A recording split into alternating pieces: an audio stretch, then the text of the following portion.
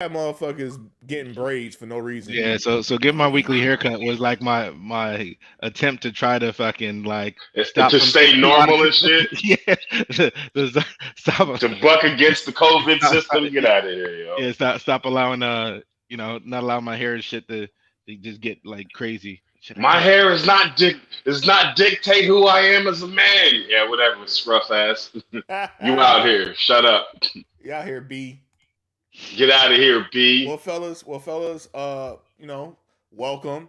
For those of y'all, that's gonna see this podcast in the future, this is not the Holly Street podcast, but we are from the Holly Street crew, and we'll Amen. name this. We'll name this. We'll let. Well, I'm actually gonna let fans name this podcast What you once sipping on, Trev? Oh, the finest Some experience. fucking weird IPA. he knows Homegrown his boy. IPA. He knows his boy. But the key phrase right Experience. there is the 9.1. Yes, ladies and gentlemen, it is 12:44 in the afternoon, and I'm already on a nice 9.1 IPA from the good folks at Sweetwater. Shout them out. You know what I'm saying? I'm always down to represent for a delicious beer and get blessed on some of those. Hey, just talk about us on the podcast. We'll save you some money. I'm down for that too. So I'm out here. You know, shout outs to the good folks.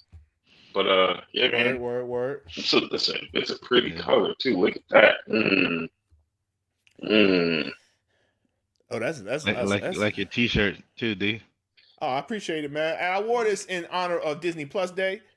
Okay. The nerd in me had to speak on this real quick. Like, I want to shout out for Disney for all the things they just blessed us with. And me and Trevor was talking off mic. X-Men 97, they bringing it back. X-Men 97. X-Men The X-Men that we 97. grew up with, the cartoon joint. Oh shit. And they not But it's not a prequel. It's not a reimagining. They starting off same animation style right when it ended. Like right yeah, where it man. ended at. I mean, it's like One of the coldest motherfucking intros. There wasn't a single word spoke. But boy, when you heard that motherfucking music, cause it was go time. It was Yeah. go time. So You know what I mean? I appreciate them. I appreciate the we watched Shang-Chi. Yep. I just finished that joint today. Yeah. Shang-Chi joint was solid, Joe. Just Solid, got finished solid, very watching the solid Venom movie. versus Carnage. Oh. That was actually That, yeah, that was actually better than I expected. hold on. Go in the chat and tell me where you saw that at, so I know what I need to do. Because I've been slacking. I need that in my life for realsies. So That's funny. drop that in the chat so we can keep things you know kosher as we'll call it. You know what I'm Yeah. saying? But that's Yeah. right. So if y'all peep this, name the podcast, man. Figure out what we talking about. Name the podcast. We ain't talking about shit, but I I mean, wanted there's to. always yeah. But there's always- I wanted to start by letting everybody know that I apologize for the break in the Holly Street podcast. we normal folks. We got shit to do too. That was my fault. I went on a since this might be a little more serious podcast, I let everybody know I suffer from mental illness. I suffer from depression, and I suffer from PTSD, and I've got traumatic brain injury.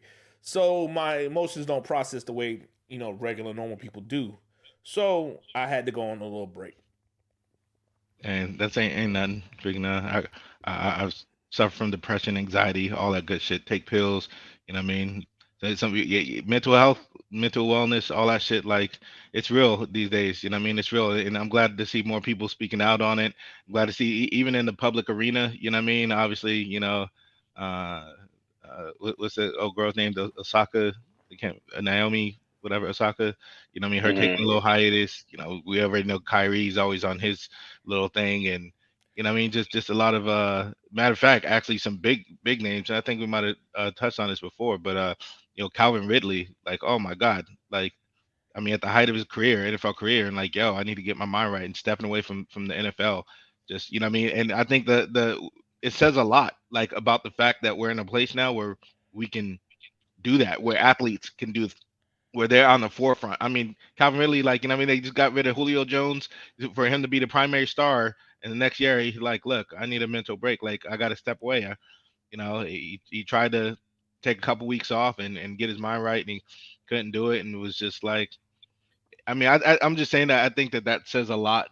Um, about him, and not only him but where we are holistically, because if you think about it, think about all of the other athletes 10, 15, 20 years ago who may have been dealing with the same thing but wasn't allowed to, you know, succumb to the pressures, and then dealt with it with drugs and alcohol, and you see them on the news and some crazy shit, or you know what I mean, whatever the case may be.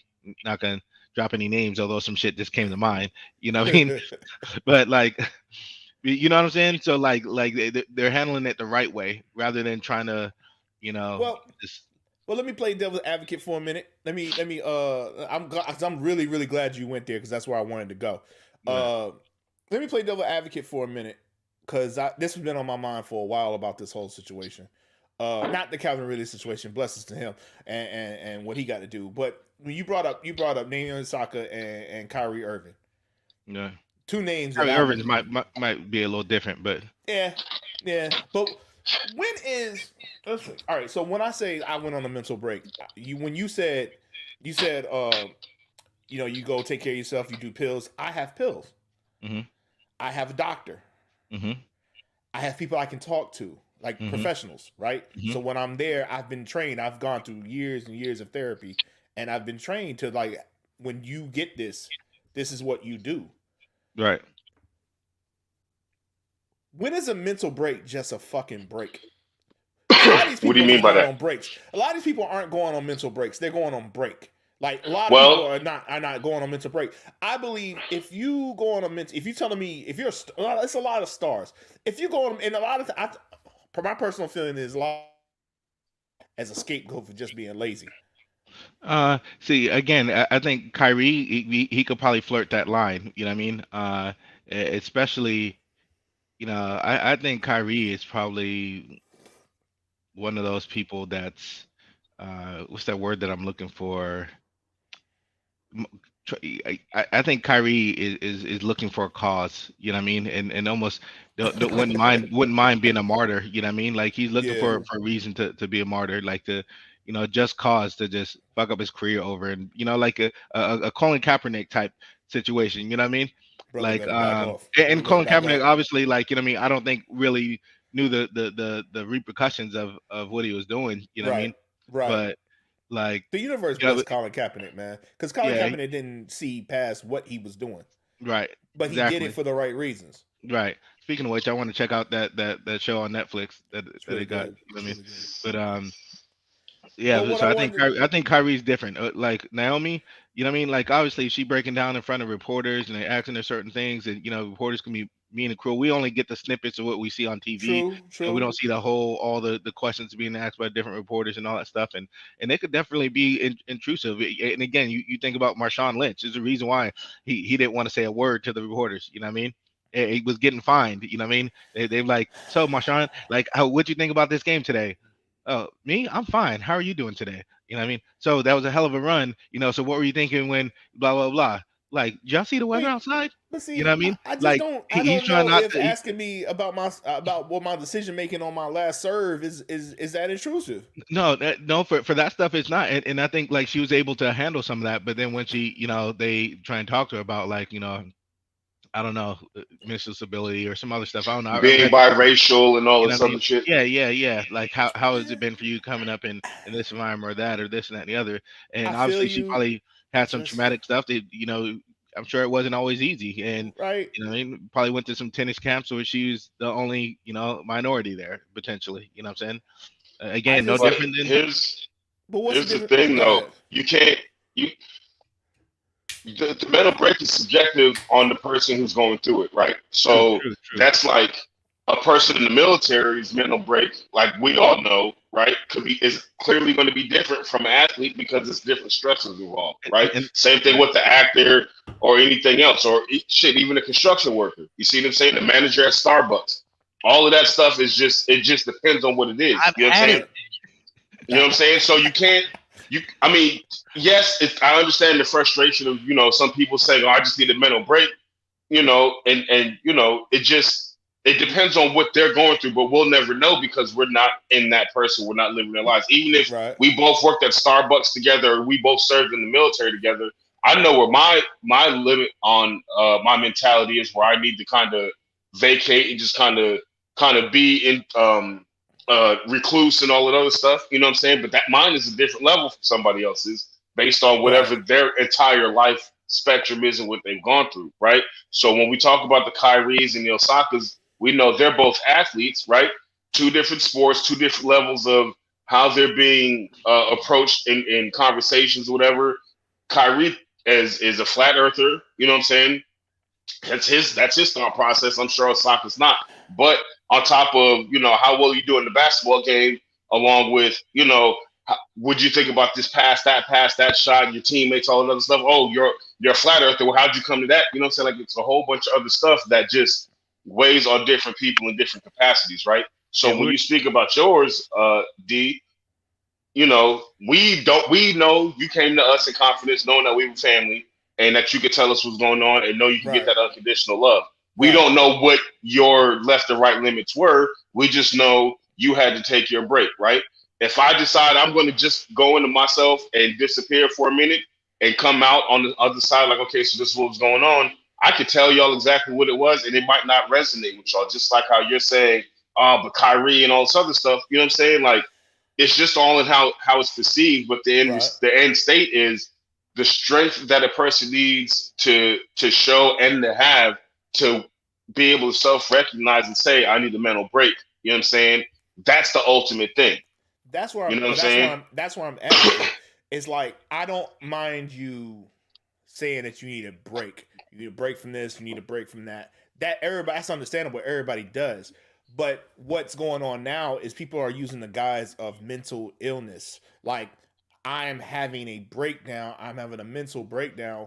But I don't see nobody showing. They're always crying about it live on air, showing I'm breaking down. I'm having a mental breakdown. But nobody ever shows where they went to go see the doctor, or that they got therapy. Whereas they're hold on, let me finish real quick. Mm-hmm. Like, they're it's sort of like, if I hear a lot of mental breaks, but not a lot of, like, what were you doing on your mental break? How was you getting help on your mental break? Or did you just chill at the crib? You just needed a break from all this shit, and you use the guise of mental I illness get what you're to get saying. that break. That's what I don't like to see. Like, when you hear me in the front saying, and I made, like, you're right. I emailed you guys. I said, I let you know, and I let y'all know way after, like, I was already in the middle of going through it, and I just needed y'all to know, because I know I had disappeared, and I was like, you know what? And I've done this so much. I've gone through it so much that I know that when I'm in it, I know how to think out of it. You see what I'm saying? I know what I need to Mm-hmm. do. And the first thing I did was like, oh shit. Like, truth be told, there was a time where I was just like, I was in the room doing work, and I just started breaking down crying. Not sad, not sad at all. Just like, my mind just went there, and I said, I need to go grab my pills, Right. because, and I need to go call somebody. And I didn't tell nobody in the house. I didn't tell nobody everywhere. I just went and did what I needed to do to get better, because I knew what the hell was going on. I had been here before. Right. Thought about So suicide, all kinds of shit. And I was so like, here's the this thing. ain't good. There, but that's what I'm saying. That's great, and that's because, like you said, you've had years and years of being able to train yourself to understand Well, what it your wasn't me triggers were and training all that. myself. It was No. my But listen, therapist training myself. yes, You see what I'm but saying? what Like, I'm saying, yes, but what I'm saying is that's the way that you and your therapy allowed you to be able to handle it and self-realize. And after years, there might be some people that are just starting to realize that that's where they're at, and they're in the beginning parts of their journey, so maybe they right. don't feel comfortable speaking on what they did to get out of whatever the mental trap is, or whatever it is, you know what I'm So saying? what Or are you maybe they doing? still have those years and they Right. just don't feel comfortable with speaking on it, you know what I'm saying? And that's where the recognition has to be able to So what understood, if in that, yes, I'm telling you I'm having a mental breakdown. What if somebody saying I'm having a mental breakdown is just their way of saying it? But now you have people out there that are like, well, what are you doing? Kind of what you're saying, and not in a bad way. You know what I'm saying? But that's a further trigger, because maybe they're tired of explaining themselves and that's what's drawing them into that mental breakdown. You see, I think. my thing. Hold on. My bad. My bad. Go ahead. No, I was just gonna say. I think what D is trying to say is he's trying to mansplain, like what I call mansplain, like Mansplain.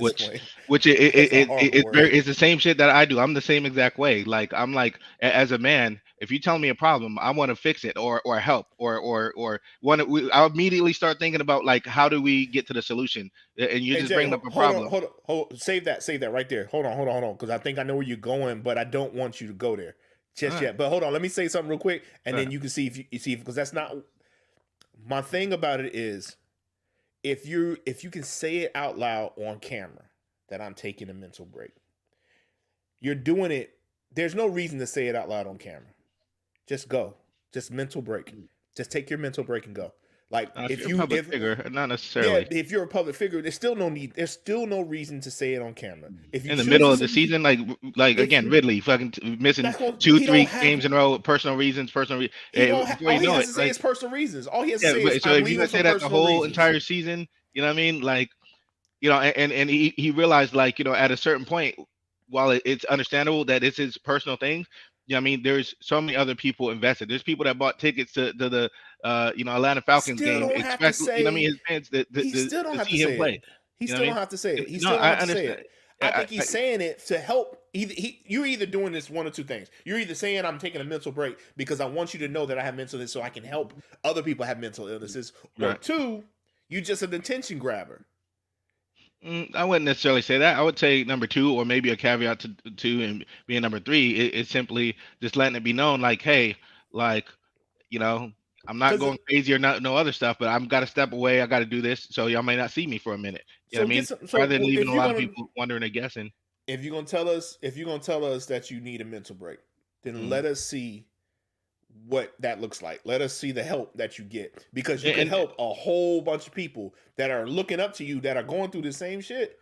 But And hopefully I that's don't the know. case I just think afterwards. people are. I think some people. I'm not saying all. I just think some people are using mental break as an excuse just to. I mean, 1000%. But that's that's why I say it's subjective. Of course, there's going to be people that use that as a catch-all for an attention grabber. They do that shit when they say, "Oh, I'm paying $7 a gallon for gas," and they really might not be. I mean, yes, you're not That's wrong. expensive too. You're not wrong in saying that, but you can say that literally about anything. And I think True. that's what we're trying to. We're all saying the same thing. We're just saying it from different angles on how we view it, but we're all saying the same shit. And Right, I think right. that they are saying that too. I know I seen a commercial the other day with DJ Shark from you know one of the receivers on the Jaguars. You know, and his commercial was just saying like, "Hey, I suffer from mental illness. You know, I went and sought help and this and that and the other or whatever. You know, if you suffer from mental illness, you know, That's dope. same thing. And I seen a commercial just on that, like a little 30-second commercial. Again, Brandon Marshall and the I Am Athlete. You know what I mean? And his whole joint, like he's constantly talking about that type of stuff. And so there's definitely a lot of them out there.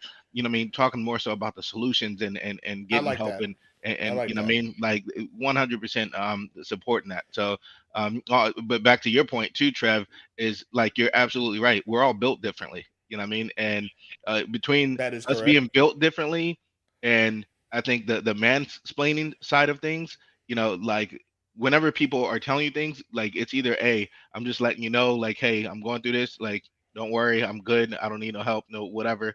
I'm just gonna be over here, you know what I mean? Which is kind of like more or less like what you did, D. Like, you know what I mean? Like, hey, you know what I mean? Just want y'all to know, like, like I'm gonna be out of pocket for a minute, you know what I mean? Yeah. But I'm straight, you know what I'm saying? So But see, I think there's some. I didn't want y'all to worry about me. Honestly, Right. I did that shit. I didn't want y'all like. I needed y'all not to worry about me. I didn't need nobody calling me asking me, what's wrong. That's what I didn't want to happen. I'm like, yo, I'm But so good. that's what I'm saying. That and I'm going to cut you off, you, but understand what you're saying. You spoke on it, but you knew how to handle it yourself. You didn't want nobody calling you. Could be the same exact thing a lot of these athletes are doing when they're saying, "I'm taking a mental break," and then that's it.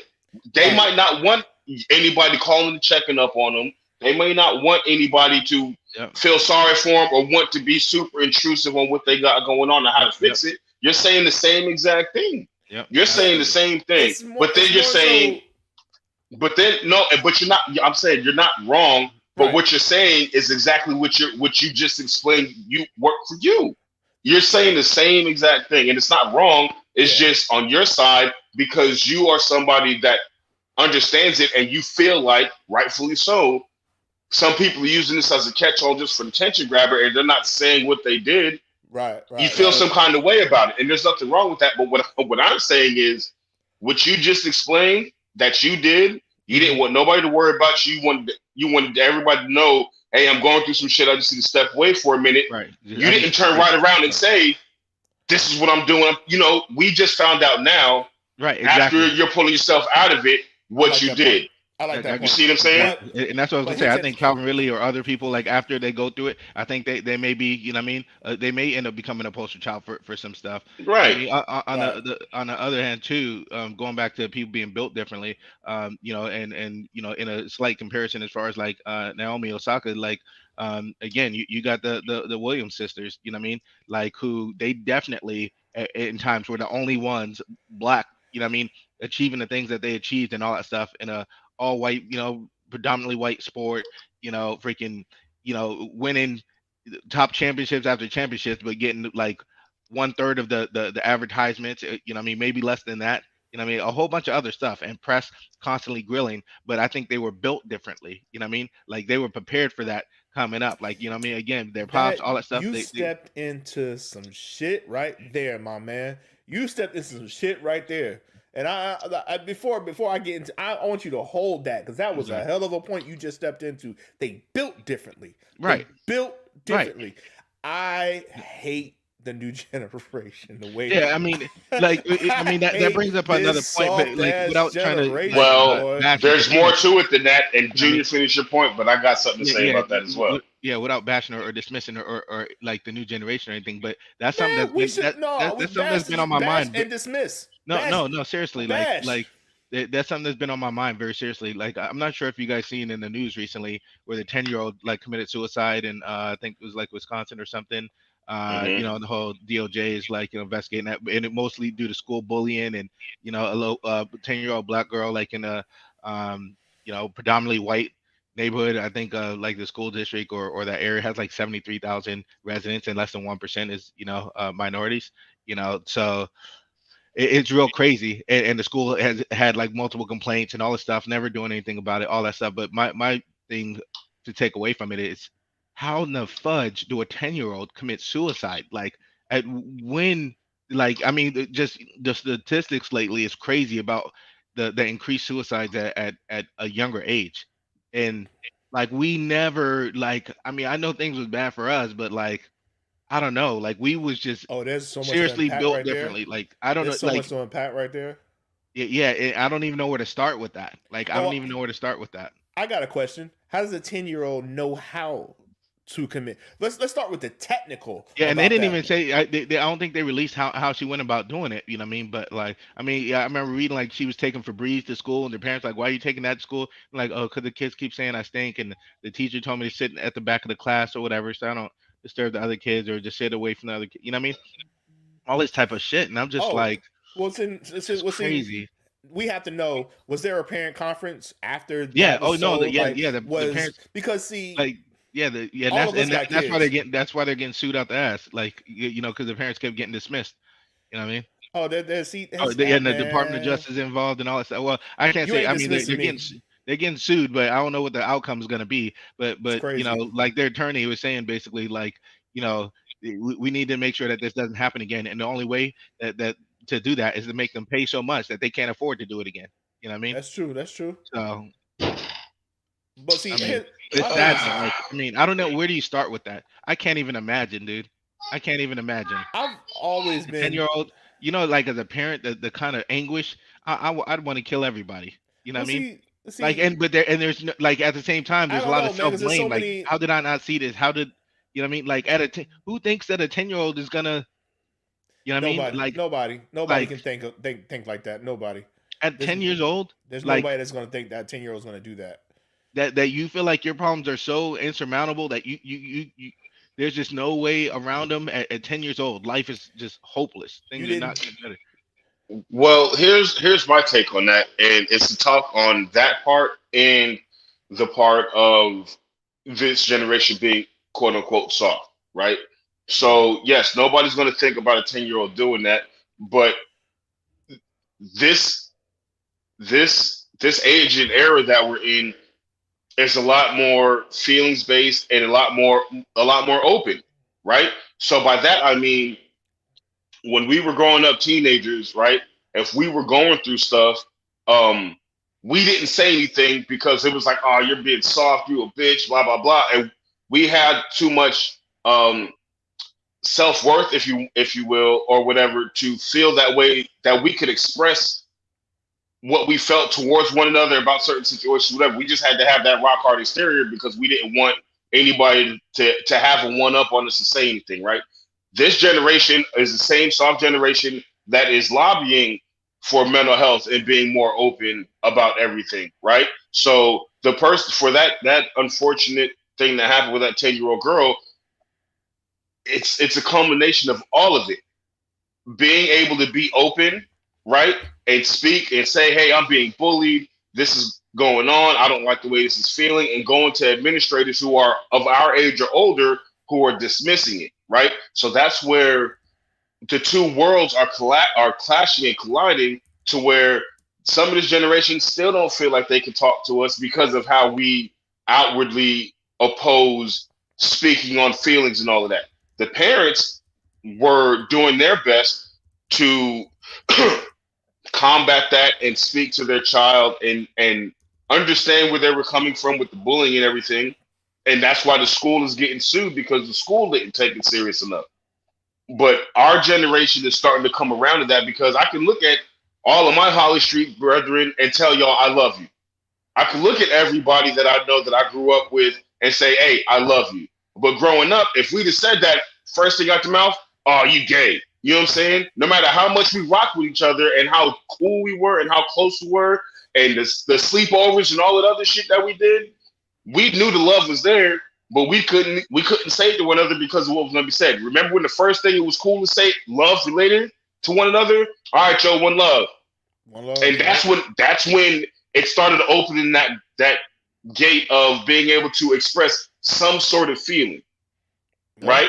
But even up and through that, you still had to kind of pick and choose when it was all right to say that shit because once again, you're showing too much feeling. You're showing too much. Why you so emotional, bro? It ain't that serious. Yeah. We couldn't. Yeah. If you tried to cry in front of your homeboys back in the day, they was gonna let you have that shit forever. So you couldn't do that shit, no matter what it was that was tearing you up inside. You had to hold that shit, and it fostered a lot of anger and hatred and frustration that a lot of mental health stuff is based on. And now you're breaking it down through everything that's going on. You see what I'm saying? So this generation isn't soft; they're more self-aware. And that's where I have to kind of sit back and be able to understand this is where they're at with it because they can. You don't feel they're more self-aware? How hard is it to say I'm going through something and I need to talk to somebody about it? I'm not doing that at the part where you said it's the self-aware part. It's the first part that had me going. Like, what's yes, that? they are more self-aware, but they also a little more soft too. It both can be true at the same time. Yes, but that first part is subjective on who you are. How you're soft depends on what the situation is. Some kid can sit there and watch a squirrel get ran over in the street. We've seen that shit all the time, and that shit break them down. But maybe they're a lover of all things nature. Yeah, that's cool. But they can sit and watch. They can sit and watch somebody get gunned down and have that understanding, like, well, they must have did something. I have no feelings about that. Oh yeah, which one makes them soft? Absolutely. Hold on. Absolutely. I think we're having a little. I think my version of hard or soft. I don't know. It's not that. It's not a kid watching a squirrel get murdered and like, yeah, that's cold blooded. Like, I mean, that's not. He had no feelings for it. That's a sociopath. That's not soft or hard. Soft is no. You can take that as that squirrel should have been in the street. That don't make it a sociopath. That just means you're not connected to that. That's not being soft or hard. That's being like that's not being soft or hard. Though that's not to me being soft or hard. Being soft is this new generation can't take anything. If one thing alters their path, they break down and go away. I need an example because that just. We need an example of that because that falls into the self-awareness portion of it and realizing what's important to them. Hold on, but see, hold on. It don't. But that's the thing, though. It don't be important. Okay. I don't want to say this. To you, why you no. It's not even to me. It's period. It's things that you at work. Boss tells you want a raise. Boss tells you can't have a raise, and you go ballistic. Right. Work harder. That's hard. You know what I'm saying? Say, all right, I haven't been here long enough. I need to work harder. I see what you're saying. That's like but look, unpack that more. Stuff. Unpack that more, and by that I mean, spread the context. You've only been working here 2 weeks. You haven't worked hard enough to earn that raise. Versus your buddy that's been here a month and worked hard and all this other stuff. You have to put that in the context because the way that you say that just like that means somebody's working, they feel like they've worked hard enough, they should get a raise. Could be, but that's the way they see it. So that's all I'm saying. I'm with you and you're correct in that. But you got to expand upon it because people listen to that will make it seem like you're saying, oh, I shouldn't be able to ask for a raise because I feel like I've worked hard, because that's the whole thing with evaluations. No. Tell me what I'm doing wrong or what I need to do to improve. Pinpoint this. My version of soft or hard is the fact that you were told no and you lost it. Okay, so what if you were there working?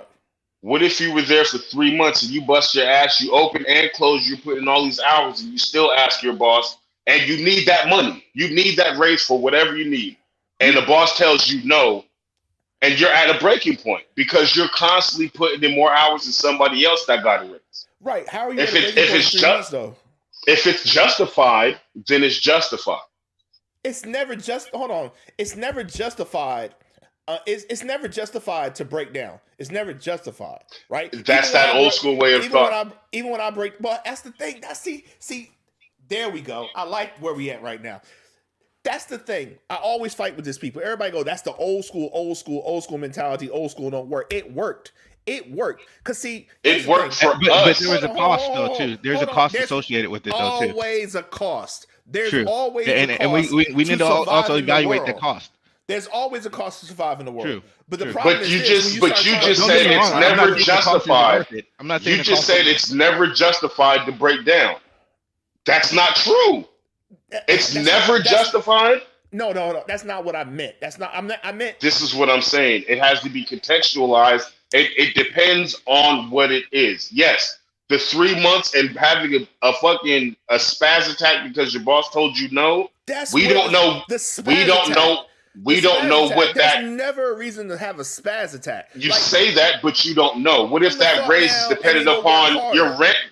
What if that raise is dependent upon your rent has gone up without any notice for you, and now you've shown 3 months of hard, dedicated, there's no reason I shouldn't get this raise work. You'd have sat at the house, you'd have pumped yourself to even ask about this shit.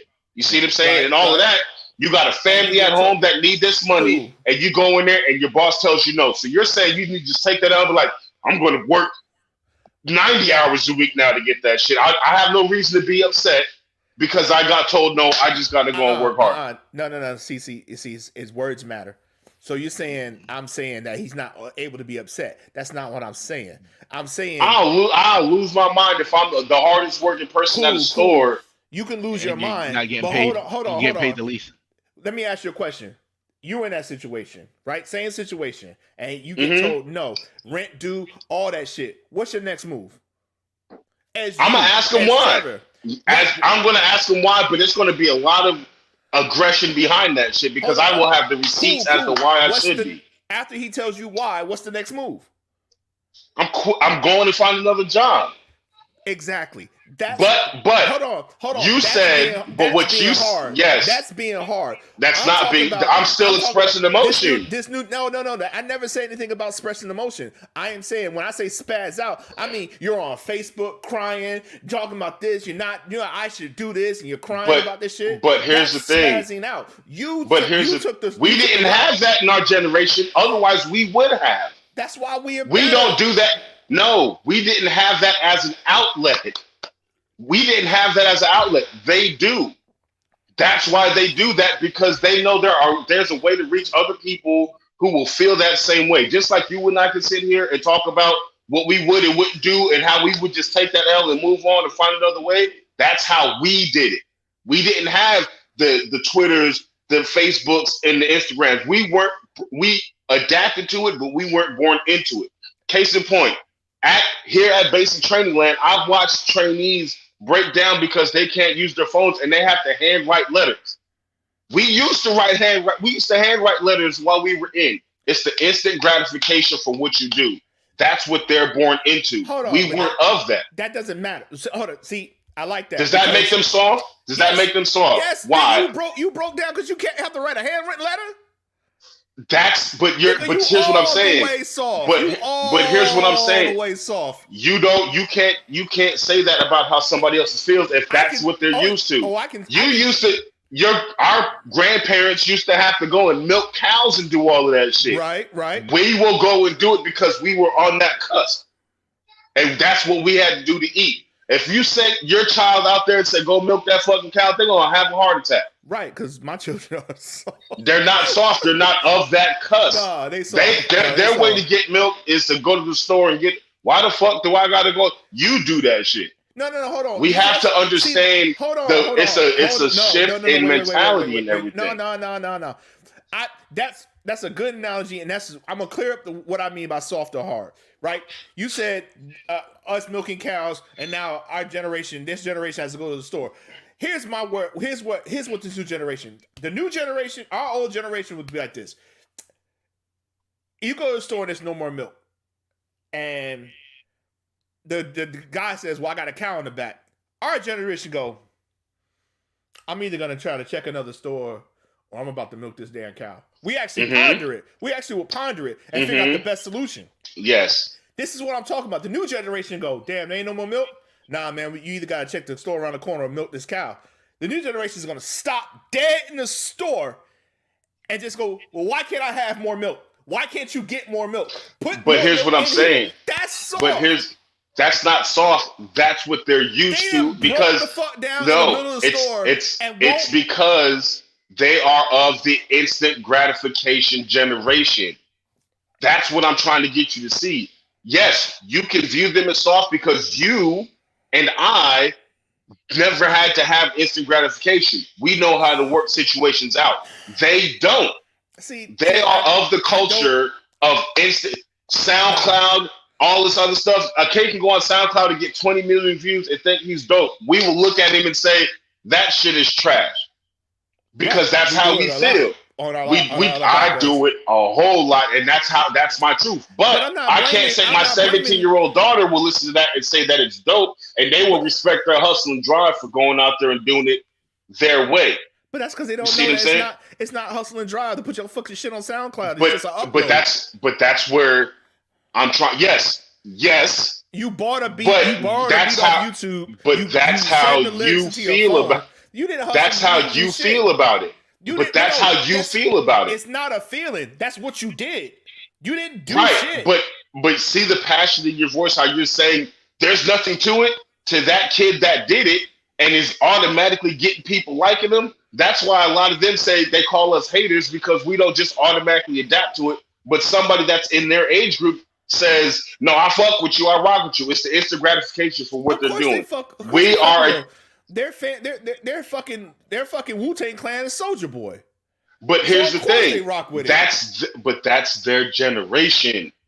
See, we can't fault them for how they feel. Yes, that's all they know. That's all they know. I don't fault the generation for feeling how they feel. I don't fault them. I fault their parents. Why? Because your mom couldn't tell you to do anything without you having some shit to say. Yeah, but still, hold on. Where's the but? So explain to me how you blame the parents. I'm listening. You finished. You talk about my mom couldn't tell me shit, but a lot of my ways right now are from my mother. That's of course, but because she kept repeating this shit. She kept repeating this shit, and she kept repeating this shit. So it's like I eventually learned the shit. It's called muscle memory. Hold on. The reason that these kids are the way they are now, you keep saying it's the instant gratification. Well, you only can do what you're taught to at home. Like, this may be the generation of instant gratification. Hold on. Hold on. Let me ask you a question, right? You got 2, right? You got 3 at the crib, right? Mm-hmm. If you ask them to do something Mm-hmm. and they don't because they're on their headphones, your next move is what? To do it myself. Really? Yes, because why am I going to keep screaming and hollering to get the same result when my generation says, fuck it, just do it and get it done? That's the way I was brought up. This is subjective. If you tell the babies, like, yo, I need you to go wash the dishes, and they go, nah, I'm on my headphones, I'm doing something right now, what is your next move? You going to wash the dishes? Do the dishes need to be washed? Yes. So then tell me what you're going to do, and just understand how the difference in how the upbringing and what we would do is, because we're talking the same scenario and what you would do versus what I would do.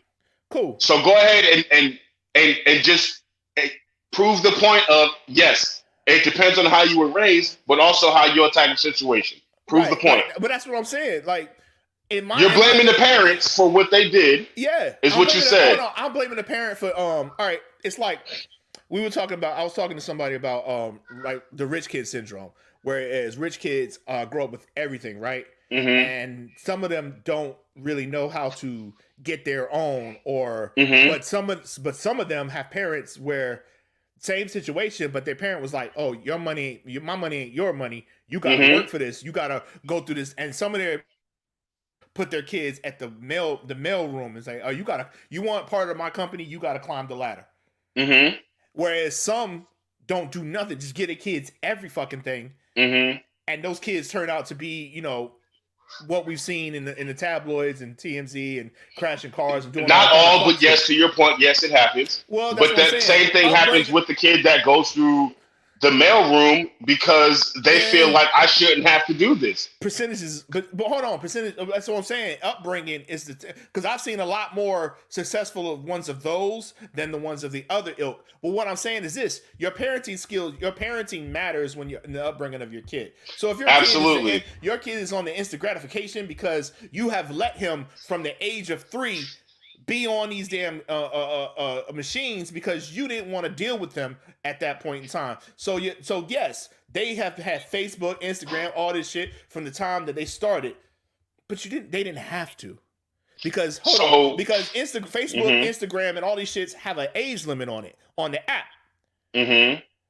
You see what I'm saying? You gotta have an email. You gotta have this. So a lot of this shit can be solved if you just go, I'm not doing that. You're not having an Instagram. You're right. You're not having Facebook. And if they don't have that shit from the time they're born to the time, like if you ain't putting all this shit in their face from the time they're born to the time, like whatever, like if you make them earn it or something like that, like a lot of the percentage will go way down of instant gratification. You assume, and I say that because that's just like if you tell your child, no, you're not going out, you're not hanging out, not all of that, and they are getting outside peer pressure from school and all of that. What happens when they get a taste of it, or that child that doesn't ever go anywhere starts sneaking out and doing everything behind your back? You are doing everything you can. You are doing everything you can to shelter that child. Are you noticing what your children are doing, or are we just letting it go? Even if you notice, so then let's just use this scenario. You tell your daughter she's not allowed to go to any parties whatsoever, right? Nope, you're not doing it because they smoke and drink and do whatever at parties. No problem. You keep them that way all the way up through high school. Now they're in college away from you. They're going to go buck wild and they don't know how to handle anything because that's all they know. You're right. But your parenting style was rigid. And nope, you're not doing it because I know what's out there. But now you have a child that's out there. Hold on. Now you have a child that's out there without any idea. Hey, if your drink is fizzing and it wasn't a fizzy drink, don't drink that shit. They don't know. They're just partying and they think that's what partying is. Fine. But that's not what I'm saying. See, here's the thing. I'm not talking about being rigid parent style. I'm not even talking about parenting style. I'm talking about paying attention. What I'm saying is you can pay attention. Hold on. I'm saying that if you're talking about the generation has instant gratification, and you're right about Yes. that. But I blame the parents because it doesn't have to have instant gratification. Your kid don't have to be instantly Okay. gratified all the time. You don't. If you just actually paid attention to your kid, what I'm saying is you could stop a kid from being instantly gratified all the time to the Not point, with all the technology that's out here right now. With all the technology out there, all the technology, and I work in technology. All the technology has on and off switches. So, would you let your 7-year-old kid have a cell phone? Hear me out. Fucking Okay. no. Okay, so they don't have a cell phone, but does that stop them from using their friend's cell phone at school? It might not. There's no mic. There's no mic. Hold on. But at school, you spend more. But hold on. I understand school. I've made that argument so many times. They're gonna do it at school. Blah blah blah. But when you come home, you don't. It don't get compounded. So here. Now listen. Your kid doesn't have a cell phone. They're using their friends at school. Their friend gets a new iPhone, Samsung, whatever. They still got the old one. Now they slide your kid the old iPhone, and your kid is now using that shit at night. Dumb, quiet, everything off, but they're under the covers and doing it. But around you don't know. Check this out. I got four. But what I'm saying, I get what you're saying. But my thing is this: I got 4.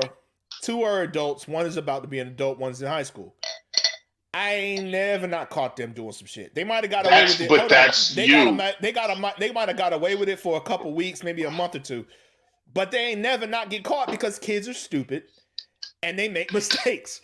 Like if your kid's friend slid them an iPhone and they got it at the crib and they're using it at night, sooner or later they're gonna fuck up and you're gonna be like, where you get that iPhone from? And now you got to now you have the decision to make. Now you have a decision to make. Make sure they don't ever do this shit again, or let it go. But the point is, did they do it, and did your parenting style stop them from doing it? Versus, hey, listen, you can have the iPhone, but we're going to regulate your usage. Not you can't have one. You can have one, but we need to regulate it, and I want to be able to see what you're doing. Here's the understanding. You can have it. You want a Facebook, fine. You want Instagram, fine. But I need to be able to see at all times what's going on there because there are other people out there that are fucking dangerous, and I want to look out for you. Now, you're getting both. They're still getting their instant gratification because that's what this generation thrives off of, whether or not you might like it or acknowledge whatever it is. So right? Are you saying but now you're not stopping them from it. So are you saying you can't stop a kid from just being who you can't stop a kid from joining the generation? Did they stop us from ditching school to go watch Wu-Tang? Did we know we weren't supposed to ditch school? Okay, cool. Yeah. How many times we did school? That's not the point. Did we do it? But that is, yes, it is a small point to the whole thing. Did you know you weren't supposed to ditch school? Oh yeah. Did you do it? We didn't do it as much as other people and them other kids parenting. Why didn't we do it as much as other people? We had no fucking reason to. No, what I'm saying is, no, we didn't do that shit as much as other kids did because we feared what the fuck would happen. The reason if we feared what would have happened, we wouldn't have did it at all. Not true. The reason that we did it that one time is because the reward was greater than the fear. And that's what I'm telling you. You just proved the point. No, I proved my Kids point. will see what we didn't do that shit all the time. You proved, yes, but it was the instant gratification of being able to say we saw that outweighed what we knew. We already knew what the consequences were, and yet we still did it. All I'm saying. I get what you're saying, but also the same can be true as over here. Yes, you are correct. But there's been times that we wanted to do school in school, and we just didn't because I wasn't trying to fucking hear Jesse's mouth, and you damn sure wasn't trying to hear Mr. Ward's mouth. So you see what I'm saying? Like, there's a lot of shit that we didn't do because we didn't want the smoke at home. And that's what I'm talking about. our upbringing, the reason that we are who we are today is because because we didn't want to smoke at home. So our behavior got deteriorated. How many of our friends did the dumb shit every single day because they didn't have smoke at home? They didn't have no smoke at home. So it was like they just one thing, didn't get in trouble for it, and kept fucking rolling down that goddamn hill. All I'm saying is, if you're this whole generation of just saying that kids, this generation is instant gratification, it bothers me is because they don't have to be. It don't have to be a generation of Instagram. Even though there's technology is instant, they don't. What it is they don't have to have the side. They don't have to have yes. That's and all I'm saying is, one, it's inevitable. It's going to be a thing because that's the generation that they are in because of what is available out there now versus what we're available to. And then I just want to hold on. I want to give a shout out to one of our people that's watching right now, Hazel Diane, made a perfect point. Children need boundaries and a healthy exposure of being able to do stuff and being told no. That's what I'm saying. There needs to be a balance. I'm agreeing on that point. There needs to be a balance. You can't stop the instant gratification because. But see, that's the part I don't like. But you can't stop it unless you're going to be around your child 24/7. If that child goes out, if that child goes to school, because we already agreed to the point, you cannot let them have an iPhone. But if they go to school and use their friend's iPhone, that automatically stop what you're doing because you're not there. But see, I know that's ultimate thing. You know mad kids, but we also know that is the thing. I know mad kids that would do that because their mom's like, at that same time, you know mad kids that would also do that. That's true. It's got to be a balance, and there's no way unless you are around your child 24/7, 365, staring them in the face, not going to sleep. You can't stop it. Not true. Just like we knew the repercussions of ditching. We did it. See, hold on. Time out. Yes or no? Did we know the repercussions? Time out. I'm calling the timeout. I'm calling the timeout on the play. I'm calling the timeout. Yes, we knew the repercussions for the ditching, but we only did it. That's how many times? Hold on. How many times? No. We only did it once. Yes, I'm with you. We only did it once. Hold on. How many times me and you walking down the street from school, and we going to do something, and then you turn to me and go, "Nah, my dad's home. I ain't doing it. I ain't doing shit." Yes. How many times did I also say, "Fuck that shit. I'm gonna stay out and play ball with y'all or whatever"? But that's what I'm saying. If George Ward was the reason that you did or didn't do certain things, yes. And that's did I still do stuff I wasn't supposed to? That's not. Hold on. That's semantics. You adding shit on. No, I'm answering your question because that same George Ward that swore the skin off my ass if I ditch school. Did I ditch school? Nigga, we was damn near grown when we did that shit. Answer the question that I asked. Answer the question that I asked. That counts. That the circumstances around it does count. We were seniors, damn near about to graduate. Okay, but was that rule? But was that rule still a rule? Did you not want to ditch in freshman year? No. That's a lie. I remember to do what? To do what? It doesn't matter. To do what? We always wanted to leave school. We didn't like school. No kid likes school unless they're fucking really into it. But that's not But you're proving the same point. No, I'm not. I think we're getting off topic. One more. You guys are going back and forth now. I'm kind of lost. Like outside of what kids will do and not do, and just everything else. All I'm saying is a parent can deter. We talking about the instant gratification, and all I'm saying is a parent can deter you from being instantly. A parent can deter you from only up to a certain amount. Yes, I'm not saying no. I'm saying up to a certain extent. Oh yeah. So speaking of which, I got my sister here to chime in with us. Right on. Lucretia. State your name and state your name and your state. I just want to point out a couple of things. Fuck that. Do you like Wu-Tang? Yes, I'm from New York. What's happening in New York?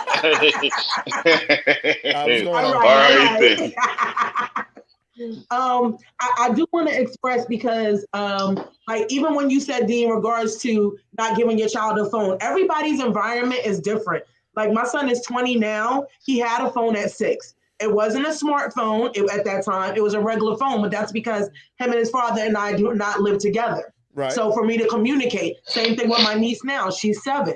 And that's the way that we communicate with her. She does have an iPhone because we FaceTime.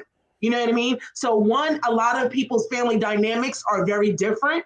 So that's why some of their kids do that. The other thing with the instant gratification with your kid, you have to understand that if you can determine that from your kid for a certain age, but the reality is then you're keeping them in a bubble.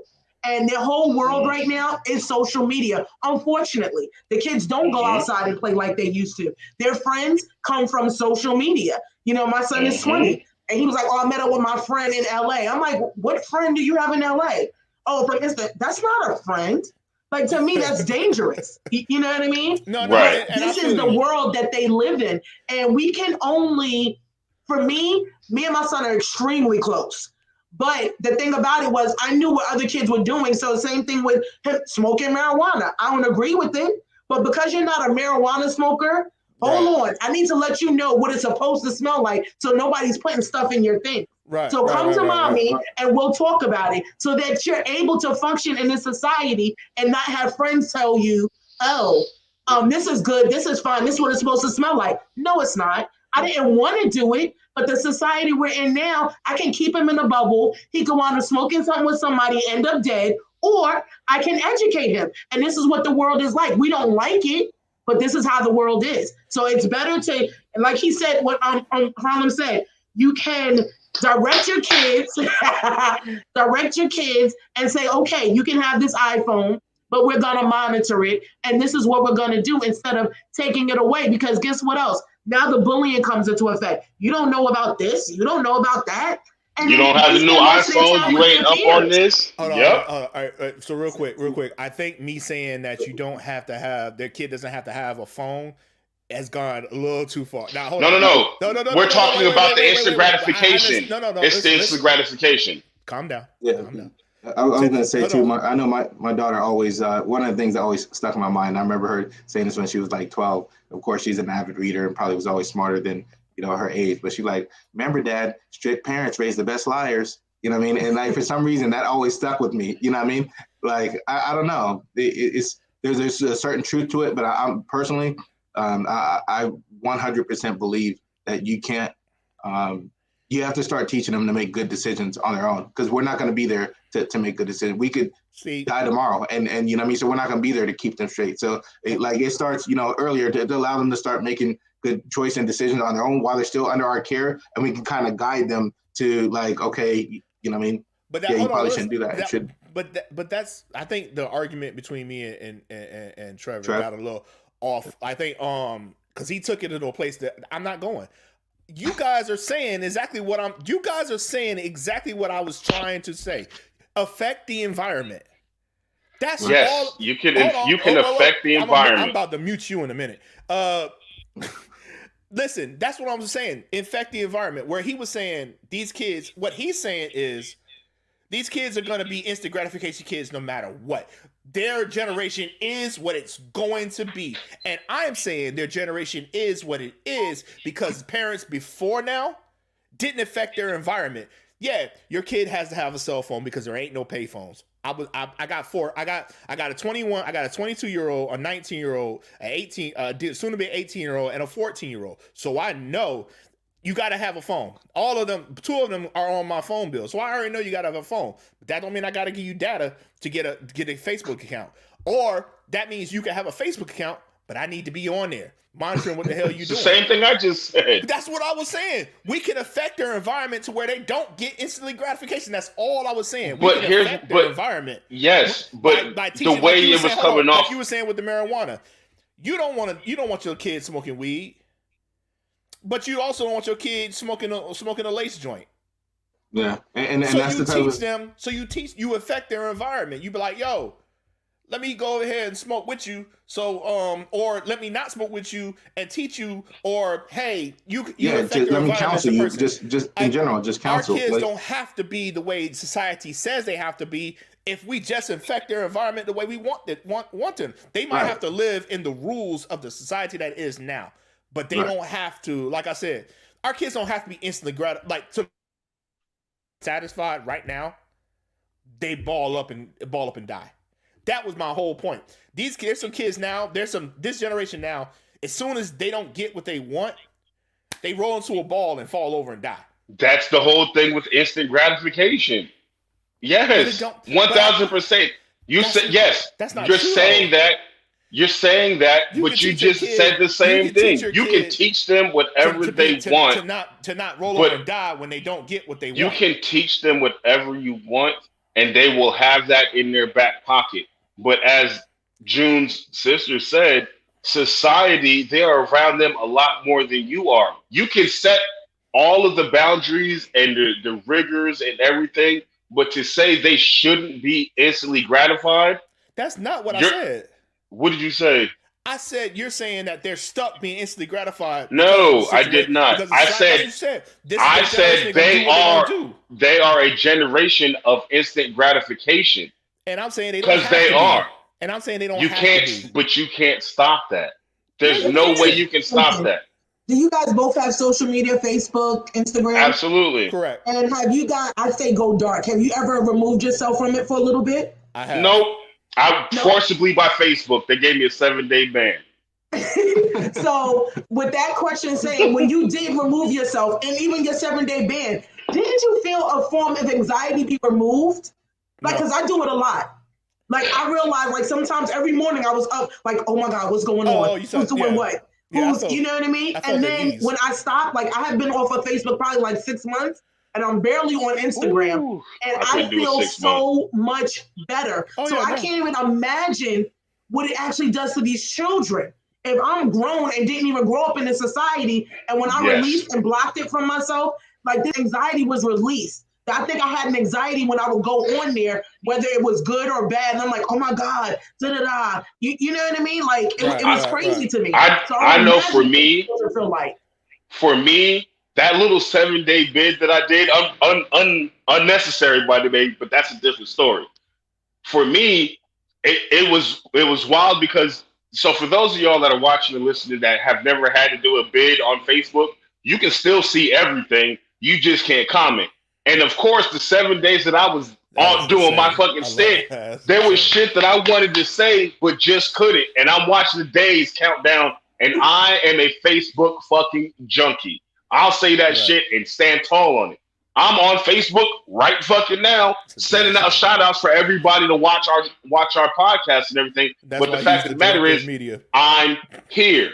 I'm on it. It's a part of my life. It doesn't run my life, but it's a part of it. You see what I'm saying? For this generation, it is their life. I remember having to go back and forth with my child because that person, I'm not going to use names, all that other stuff, that person could not get on because they had streaks they were trying to keep. I don't know what any of that means, but my thought was, I asked you to do something, you didn't do it, run your phone. It was damn near World War III in there. You see what I'm saying? But that's because that is what that child is used to. They are used to I'm telling you, I'm watching these kids in basic training full on break down and be ready to quit everything because they can't type on the phone. But guess what they can do now? They get their phones once a week to be able to talk to their fucking family, friend, all that other stuff. The Army had to shift to allow that because the amount of trainees that were quitting and giving up because they didn't have the instant gratification to send a message out and get it right back versus 7, 8, 9 days of shooting a letter out and getting it back. That's, for us, it's nothing. For them, it is literally their life because that's all they know. See, that's the thing, though. They don't. Okay, I'm going to say this. Hold on. Just really, really think about what I'm saying. Just before you comment, just think about what I'm saying. You're wrong. No, I'm fucking with you. Asshole. You're right. It's their world. But who runs from that time from 0 to 18? Who creates your world? It's a joint creation. Is it? Hold on. Yes. And I get everybody saying it. There isn't. Let me chime in right here. Hold on. Most of the time at home. Let me chime in right here. So it definitely everybody's dynamics is different, especially I think for in our era, mind you, we come from late 80s, early 90s, crack epidemic. A lot of moms and parents either locked up, I think our generation was more dangerous than anything. You know what I mean? A whole bunch of other stuff. Consequently, we're raised by grandparents if we're lucky. You understand what I'm saying? Right. So a lot of grandmothers were like the backbone for at least Black households. I mean, and that's something I constantly think about all the time. And now we're fortunate enough to actually be parents in our kids' lives. That's you know what I mean? Despite too. Say that again. I said that's another environment changer too. We lost the 60-year-old, 70-year-old grandmas. Oh yeah, absolutely. And I think about that shit like a lot, like heavy. When I'm thinking about the current state of everything. But fortunately for us too, like I think a lot of men, especially as Black men, have 100% stepped up to the plate. You know what I mean? Like over somebody need to give us our props, man. This last generation. You know what I mean? Like real shit. Like I don't know. You know, a lot of times, but you know, every now and then there'll be a conversation. You know, the typical females talking at this, and that, and the other, whatever about guys or deadbeat dads and all that. And I'm like, dude, I don't know any. I literally don't know any. Like anybody I associate with, like, are 100% like relevant in their kids' lives. You know what I mean? Present. So, you know, I'm just saying, like, so that in itself has changed. Having said that, a lot of us have also like. No different than us, you know, getting married for the first time or anything like that. And like, we don't know what it's like to be married. And it's something you have to learn and figure out. Being a parent is even more so. You know what I mean? So I know for me, I'm reading books. I was doing all kinds of other stuff, trying to learn how to escape some of the mistakes that, you know what I mean, or do better than I was raised. You know what I mean? Because I realized I don't know. You know what I mean? So I'm trying to literally do my homework to learn to implement better things. At the same time, I'm also, I can't help because of the environment I was raised in, like where I was forced to learn a lot of things on my own, you know what I mean? Or like forced to figure a lot of things out. Like, and that's what I know. And that's what helped get me here. So like, that's also something that I instill in my kids as well. Right. You know what I mean? Right. To figure a lot of things out on their own. I feel you. I think I've been called an old school parent. I've been called an old school parent on a couple saying, and I've been told you can't keep doing that. You can't be like that. And I look at I'm a big history buff, right? And I just look at how Black folks, because honestly, to tell you the truth, man, we still, just because things have changed a little bit, don't mean they changed a lot. So, and as for Black folks, you know what I'm saying, for our Black kids, man, this world ain't the easiest. You know what I'm saying? It's easier than when we grew up, and it's easier than when our parents grew up, but it still ain't the easiest for Black kids. So I just still feel like you gotta be a little more old school than new school, because I feel like these new school parents, you know, how do I want to say this? I just feel like like I said, I've been told I've been more old school. I'm more strict. I'm more harsh. But I'm also my 14-year-old's with me now, and you know, we had a rough couple months the first couple months because he's not used to, you know, my parenting style, and now he's thriving. Now he's even playing basketball. He's on the team. He's doing well, and I give him I give freedom, and you know what I'm saying, I give a little bit more than I used to, but. You know, you're right, Junior. It's a hard thing, and it's a hard thing to be a parent, and it's those. I just don't want to. I understand the new generation. I understand it, but I'm still going to say, and there's nobody that can change my mind that this new generation is soft. And like I said, I mean, that kind of goes back to the whole mental health stuff that we kind of got away from a little bit as we're speaking on that. But like, we're about to get away from it a little bit more. But like, as we were saying, that there's a cost to that, you know, and I'm not saying that the cost wasn't worth it, because to be honest, for most of us growing up, like we did what we had to do to make it to where we are. You know what I mean? Correct. So that cost was a necessary, you know, like toll that had to be paid in order for us to get where we needed to go. You know what I mean? However, those same tools, you know what I mean, that we used that helped us to get through hard times growing up, you know what I mean? You know, just again, different parenting situations, different environments, whatever. Those same tools that we use to get us through those difficult times are not the same tools that's going to make us good parents or good, you know, spouses or, any of those things. You know what I mean? So we have to add more tools to our toolbox. Right. You know got what I to mean? Like, so again, me obviously growing up back then, like I said, I had to learn and figure out a lot of shit on my own. I learned not to depend on anybody for anything, period.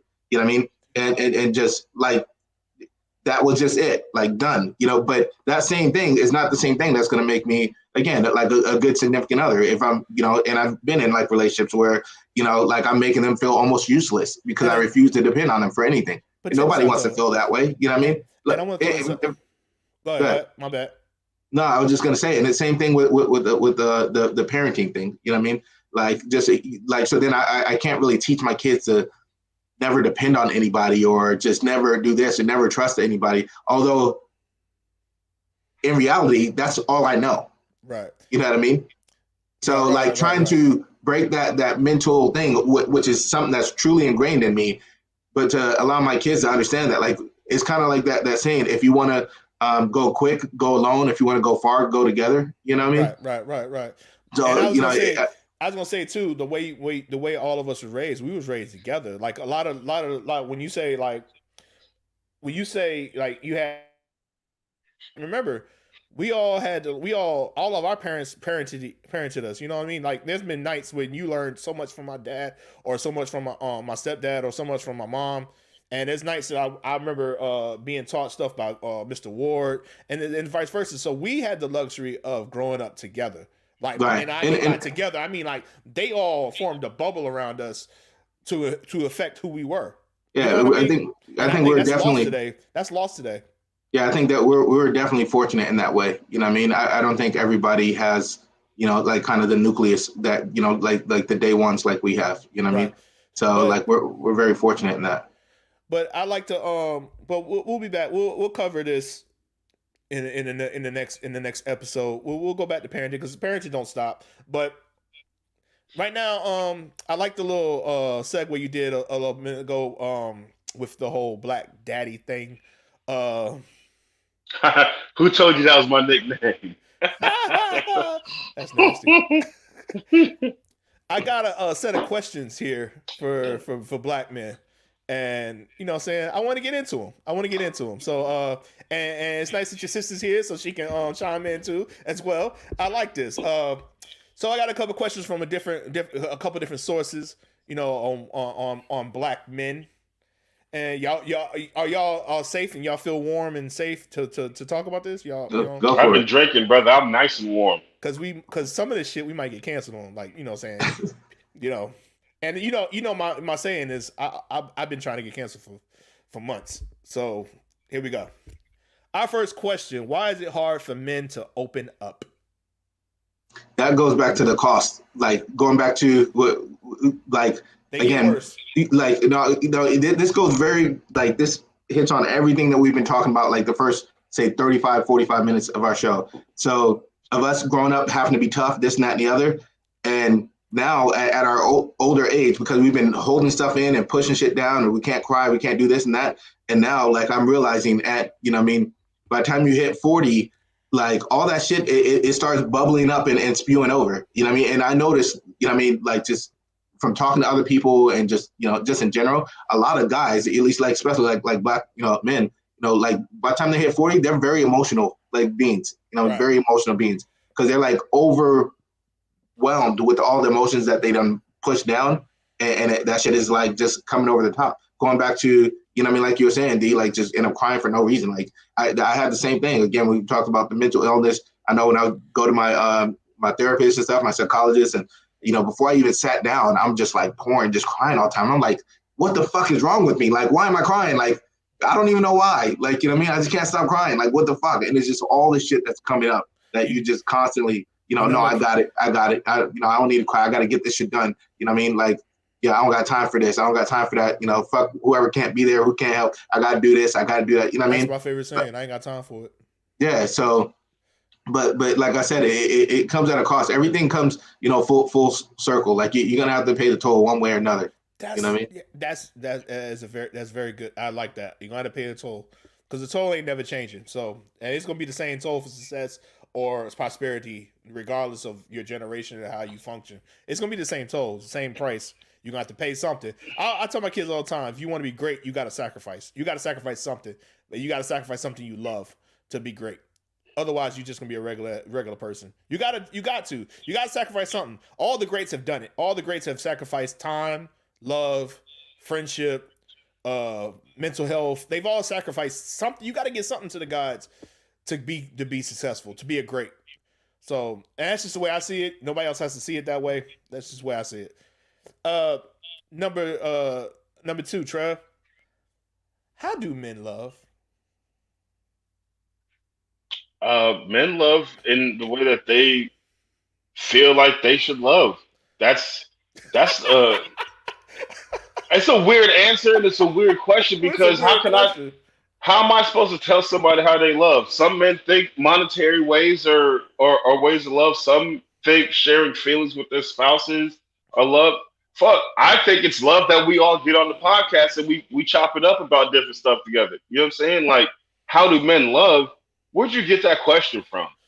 I can't reveal my sources. Yeah, whoever that source is, I'm not saying you're wrong. It's an understood question, but it's a question that you can't really answer because nobody knows how everybody feels about whatever the situation is. I love the shit out of my damn dog Jeter.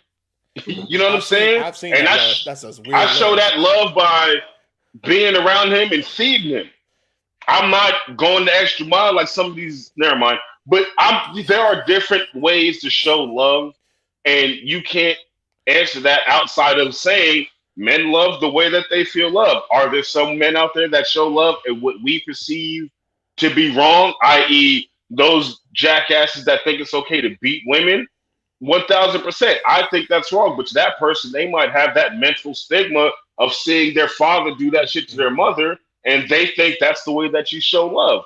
We don't know that shit. We know it's wrong to us, but you can't tell somebody that that's wrong to them unless they go through prison and get the mental help and all that other stuff and get shown the quote-unquote proper way to love. There's no way to really answer that shit. It just depends on the person. Society will dictate whether or not it's love is love, because just as easy as I can say that, there are people out there that think love is, I bought my wife a house, a 7 Series BMW. She don't have to do shit. She don't have to do nothing. And back to the previous thing, like Junior was talking about, 50. There's nothing wrong with 50-50. There's nothing wrong with having somebody to lean on and help and work together as a team. So I can look at somebody that pays every bill and does all that stuff and all that and be super stressed out because, whatever the case may be, because they're the 100% sole provider and they're not allowing their spouse or significant other to help them. I can see that as problematic, but that's just my view on it. Right. They might think that's ultimate love. How can anybody justify what's right or wrong love? Like that's it's impossible. No, you want to chime in real quick? Not really. The next one. Right then. Why can't men commit? False. Next question. Not even doing that shit. Like it. Nope. I like it. I like it. I like it. Nope. I like it. Next fucking question. That's a dumb stigma, and I will not stand for it. Move on. All right. Why do men wait till their penis stop working to settle down? Where are you getting these weird ass questions from? Because that's not true either. No. People that ask that question. Listen, but see, that's the thing. A lot of women out there nowadays they got Viagra. They got all kinds of. But this is coming from women. This is literally, I'm telling you right now. This is coming from. I put feelers out there. This is the questions that some women have. The crazy part is that weird ass question. It's a weird ass question because I've settled down twice and my penis still works. Yeah, I know from conversations that I've had or like sometimes when I'm trying to whether it's explain something to my daughter or my lady or whatever, just as far as like the battle of the sexes, guy versus girl kind of situation and these types of questions, and I often, like, for instance, my daughter, like, let her know, like, hey, there's probably about a 99% chance that whoever you fall in love with, especially at this age, is going to break your heart or cheat on you or this and that and the other. And I hate to say that, and I'm not trying to set you up for failure or whatever the case may be, but that's the reality. And it's not even, for some of them, it's not even necessarily that they, like they're not even in a place where they know how to value you and appreciate you. You know what I mean? They have not yet learned to they haven't valued themselves yet. Exactly. You know what I mean? Which kind of goes back to the question before last about, what's love and all that stuff. And my answer about, you know what I mean? Like, obviously, if like I was saying, me growing up, like, if I'm not dependent on you for nothing, this and that, and the other, how can I really love you? Like, what you if I'm basically saying, like, you can't do nothing for me, you know what I mean? Then, but I love you. So, like, in reality, you may make me feel a certain thing or feel a certain way or whatever. And so, like, I you know what I mean? You make me feel happy or whatever. So I'm going to do things for you and give this and try to make you happy. But in reality, like, I'm not allowing you to love me. You know what I mean? So you understand what I'm saying? So I think that's the real key is us really defining and learn how to love ourselves first. You know what I mean? Because, like, a lot of times we're not allowing other people to do that. We don't know how to let other people do that. Right. And once we do that, then we can really appreciate, you know what I mean, what they have to offer and what they bring to the table and value that relationship as a whole. You know what I mean? And once you really, again, if you're not, don't trust anybody, don't depend on anybody, and that particular person that does get through to you and does all that stuff, oh yeah, they're gold. They're gold mine. Like, there's nothing you wouldn't do for them. There's nothing you won't, you know what I mean? Like, do to hold them down. I feel you. Real quick. The one question for the person about the love thing, I suggest any woman with their mate to take the love language test because everyone loves differently. So this way she'll know her mate's love language. That is in regards to the question with the why do they cheat after their stuff stopped working? I know men whose stuff don't work and they still cheat because they really feel inadequate. So they actually cheat more. And so that's something she may be personally going through, but that's not even a real question. Right. The truth is too, like, I think if like a lot of times I want to make an episode about cheating. Yeah, a lot of times it's about that individual guy or person. You know what I mean? Because regardless of who they're with, they could be with the Halle Berry or whoever they think is the finest, and guess what? They'll get that same treatment that whoever it is they're with right now would be getting. You know what I mean? So a lot of female. I'm just saying, like, a lot of females think, like, you think I'm stupid, or you think like, you know what I mean, you could just get away with this from me or whatever. You know what I mean? It's like, no, the next female could get it too. Like, you know what I mean? Like, but it goes back to who they are. Give away the farm, man. We gotta have 3 more episodes at least. You can't. I want to make an episode about cheating. Right. I gave away all of it. Now, save some, brother. Bring it in. Right. Nah. You was going off. I had to because I don't want you to say the whole same. Like, that's some good shit, and we need a whole episode about cheating.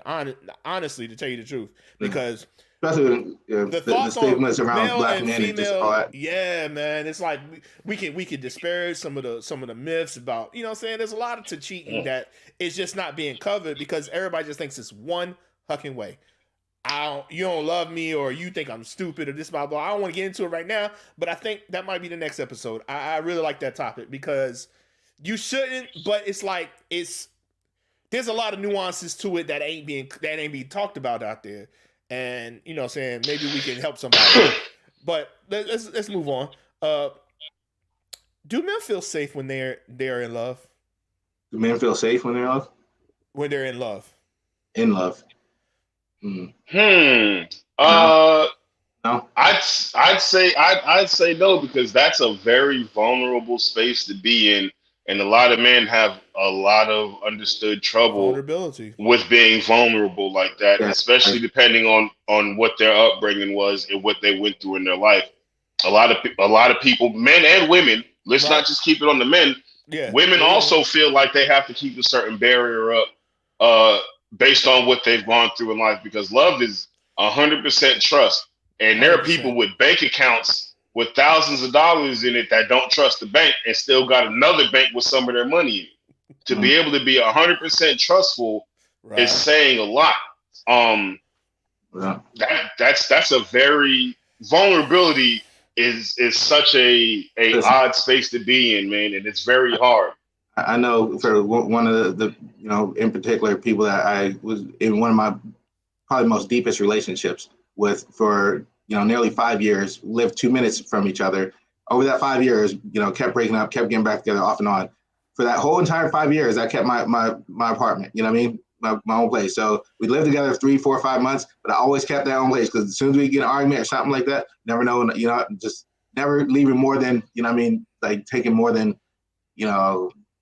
as they would say in heat, basically never, That's your movie right nothing was tied down that where I couldn't be gone in 30 seconds or less. And mind you, I really, and I still care very much, about that person, always have their back, all this other stuff. You've been quoting Heat for years, nigga. Yeah, it's a solid movie. It's one of the greatest movies ever. For real. But for real, that shit is so vulnerable. You make some major sacrifices and choice and decisions, then you ask yourself, would they make the same for you if you get up and move, across country or do this and that? Okay, now if your job had you moving, to, somewhere else, so would they pick up everything and move with you? You know what I mean?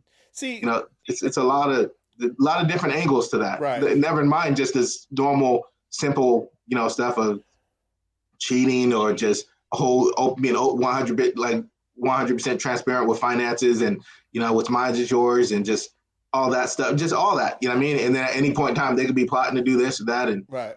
I think if you're just based off what you just said, I think at a point if you're saying if I do this, would she do it back? Or would she have my back? I think if you're saying all that, there's a reason. There is something wrong because whenever I've been in love, I've never cared about what the person would do for me.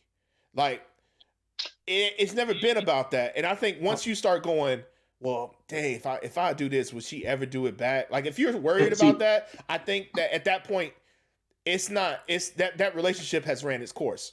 If you have to worry about would she do it back if I loved her like this, would she love me like this? If you're questioning it, it's done.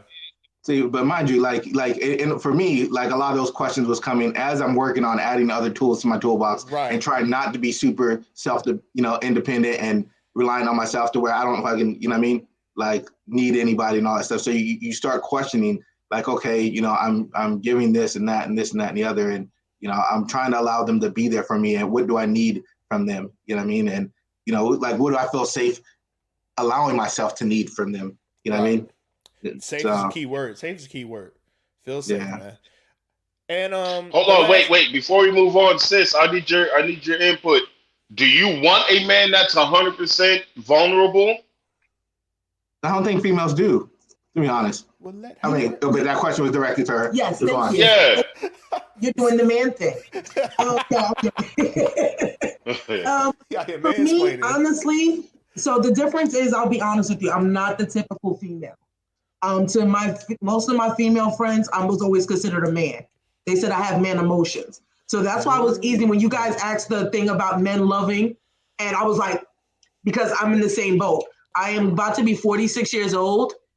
Never truly been in love. Went through a situation where somebody that truly loved me and has been there for me for almost 20 something years, I had to actually sit through it and go through therapy. And it took me 3 years to get through it. And it was hell to me. He'd still be like, it wasn't even that serious. I'm like, you don't even understand. To talk to you and not just block you was a big thing for me. You know what I mean? But he's an awesome friend to me. Amazing. We're actually growing together as friends. You know what I mean? Right now. But the vulnerability is something big. And it has to do a lot with, I think, some people's upbringing and disappointment. You got, is disappointment is big. I can disappoint myself, but when somebody else that I'm counting on disappoints me, it's more effective. It's just real dramatic. Oh my God. So for me, for me personally, as I get older, I do want a man that's a little bit more vulnerable so that I can be, and I feel that it's safe because we're on the same level. And this is as I get older, I just think that all of us that were either real strong or things like that, because I'm going through the same thing my brother goes through. All of a sudden now, out of nowhere, I'm crying. I had to go to therapy. I'm like, what the heck is going on with me?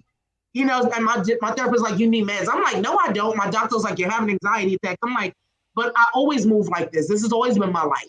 You know what I mean? But I notice as I get older, I'm more in touch with my emotions. Even with my kids, like I cry at a drop of a dime. I'm like, oh, they're like, Mom, that ain't even you. You know what I mean? So again, I think that as we get older and we realizing that life is almost coming to another part of it, you know, it's everything has sections. Older, we want vulnerability. The younger us, we do not. Right. Because Did you as a younger New York woman, once again, we ride, did you ever hold a man in a certain light if they showed emotion? I'm going to go ahead and say it the correct way, correct as we know it. Did you ever call a man a sucker, a sissy, anything like that as a younger woman? And at that time, did you feel it was right or wrong? Like bitch ass nigga or punk ass pussy, all of that. You went but soft see, you got to ass. remember too, the audience that you're talking to right now, me, I was a tomboy.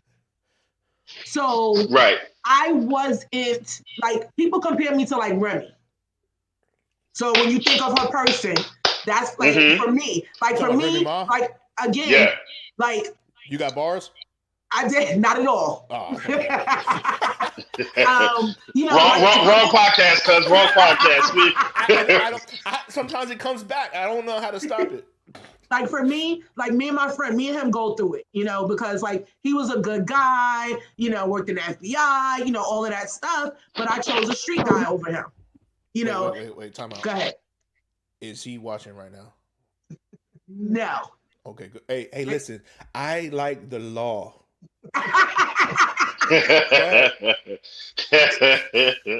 Oh God! But you know, not tax evading.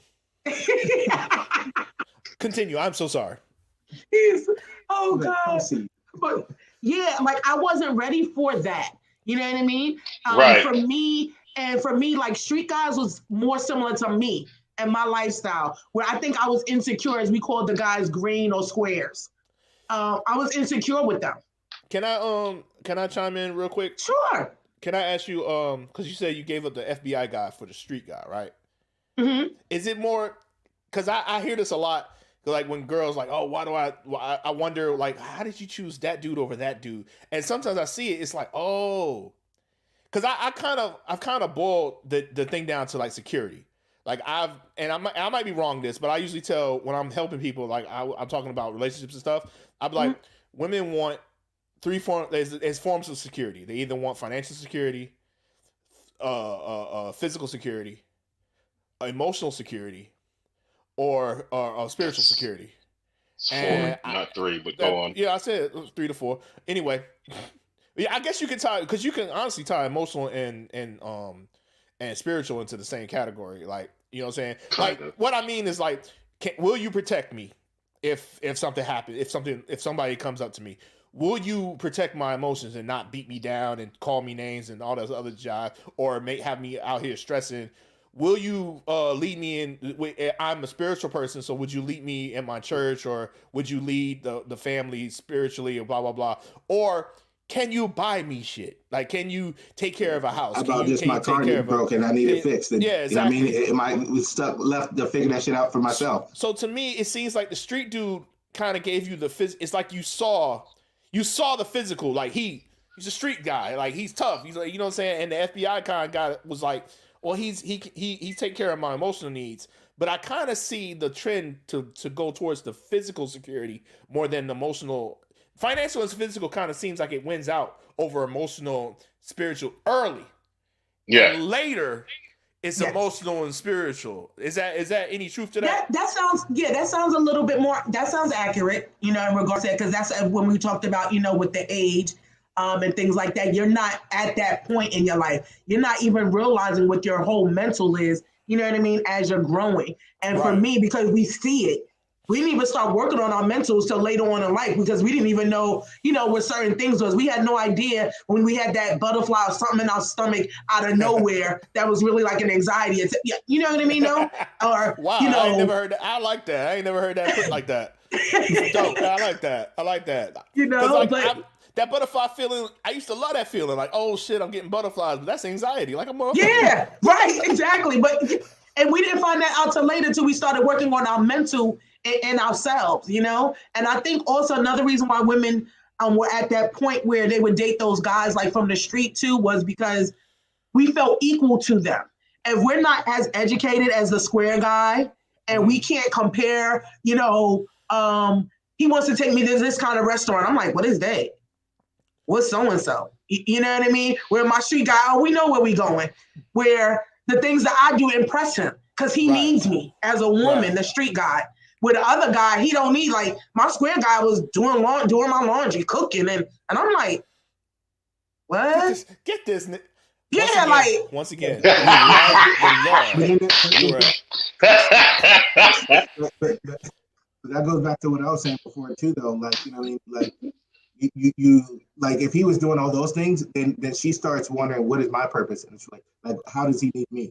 You know what I mean? And that goes back to what I was saying. Like, for me, most of the time, growing up, me not needing anybody. So in a relationship, I'm often making females feel like that. You know what I mean? Yeah. The same way, and trying to work hard to not make them feel like that. It's a struggle when that's who you naturally are. Yeah. Gotcha. And even for like to chime in off of that too, like for me, like 46, I'm single, and it's like people are like, oh, well, why so-and-so? And I'm like, because men right now, I need a mental and a physical from them. Financially, I'm good. You know what I mean? So word, let me hold $20. Got you. Check the cash app. No doubt. You know, so men are intimidated. Men are intimidated, and that goes back to the vulnerability. Yeah. See? And I try to be now. Now because I'm older, I'm like, yo, my kids is about to be out the house, and I'm like, I need a partner. You know what I mean? Like, I like traveling. I like doing certain things. Right. But again, too, if your financial don't meet some of mine, I can't flow with you because I want to get up and go. Like, I just told my brother, I'm like, yo, I'm going to Mexico tomorrow because I need really a break. I'm like, I'm just going to Wednesday. You know what I mean? And that's me. Like, trying to tell this nigga, like, We yo, we just need to talked go to yesterday. She wasn't Mexico. going anywhere. Yeah, I know. Hold up. Both of y'all just do that pop up about shit. No, I see that. Definitely, And y'all are definitely. Both of y'all just. Junior be like, yo, I'm in the DR this week. Well, when are you leaving? No, I'm here for a week. I'm like, yo, what you mean? I'm already here. Y'all coming? Like, no, I can't. I cannot. Cause yeah, I ain't mad at that. But I think it's dope though. Are you coming down with him? No, I actually already came. I went to. When was I there? To Cali. No. No, he ain't. We ain't. Actually, you know, I am. Because I'm going to. I know, but I might not see you guys. Okay. Because I'm going to Georgia, but I'm going to stop in North Carolina to see him as I'm driving to Georgia for Thanksgiving. Word. Well, hey, you know, he coming over for Thanksgiving, so you know. Okay. Yeah, but you know, it's intimidating to some of them because they'll be like, "Oh, that's yours. Oh, that's you," and I'm like, yeah. Yes, am I a materialistic person for myself? Like even my friend one time, I went through my bags. He was like, "Yo, who's buying your bags?" I was like, "Me." I'm like, what? Wait. Like, he's like, but that's why they're intimidated. And I'm like, oh. Again, I can't do nothing for you. Yeah. And that's not what you're asking for. You're not asking I'm not asking you for that. Like, I get my own stuff. Like, even me going, I didn't, because, you know, everything is double occupancy. Right. I call both my homegirls like, yo, who could be off? Like, I got it. Like, let's go. I would do that in my relationship too. But I also am the point where I'll check a moment. I'll be like, yo, he didn't do nothing extra. You don't have to do what I do, but give me something. You gotta do something. Yeah, you ain't call ahead like, hey, I need the champagne on ice. Yeah, I need this. something. Show that effort. You know what I mean? Exactly. You don't have to because my money is my money. Right. I'm a hustler. Is what I do. You know what I mean? So I don't expect you to be that way. But they look at everything that I have. This is where Domino comes into effect. He would have played I'm a hustler. He would have played I'm a hustler. He's like, hold on, 1 second. Yeah, so, you know, but that's just to say, again, as we get older, we want that vulnerability. You know, we want that as we get older because I think with age in our life, we each have a different level. Right. And we evolve every stages in our life, every year in our life. You know what I mean? And as you get older, you realize I want to be all of me with one person. So what kind? Everything I am. So for your younger self, coming up, knowing what you know now, what kind of advice would you give to her coming up in the game, coming up in the love game? What would you give like your 20, 21-year-old self?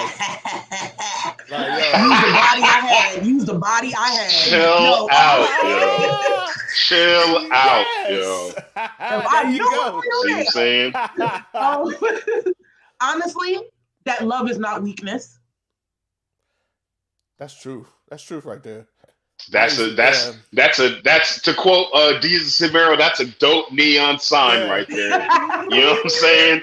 That because that's real, and that's what the biggest stigma is, and that's going back to what we were talking about earlier.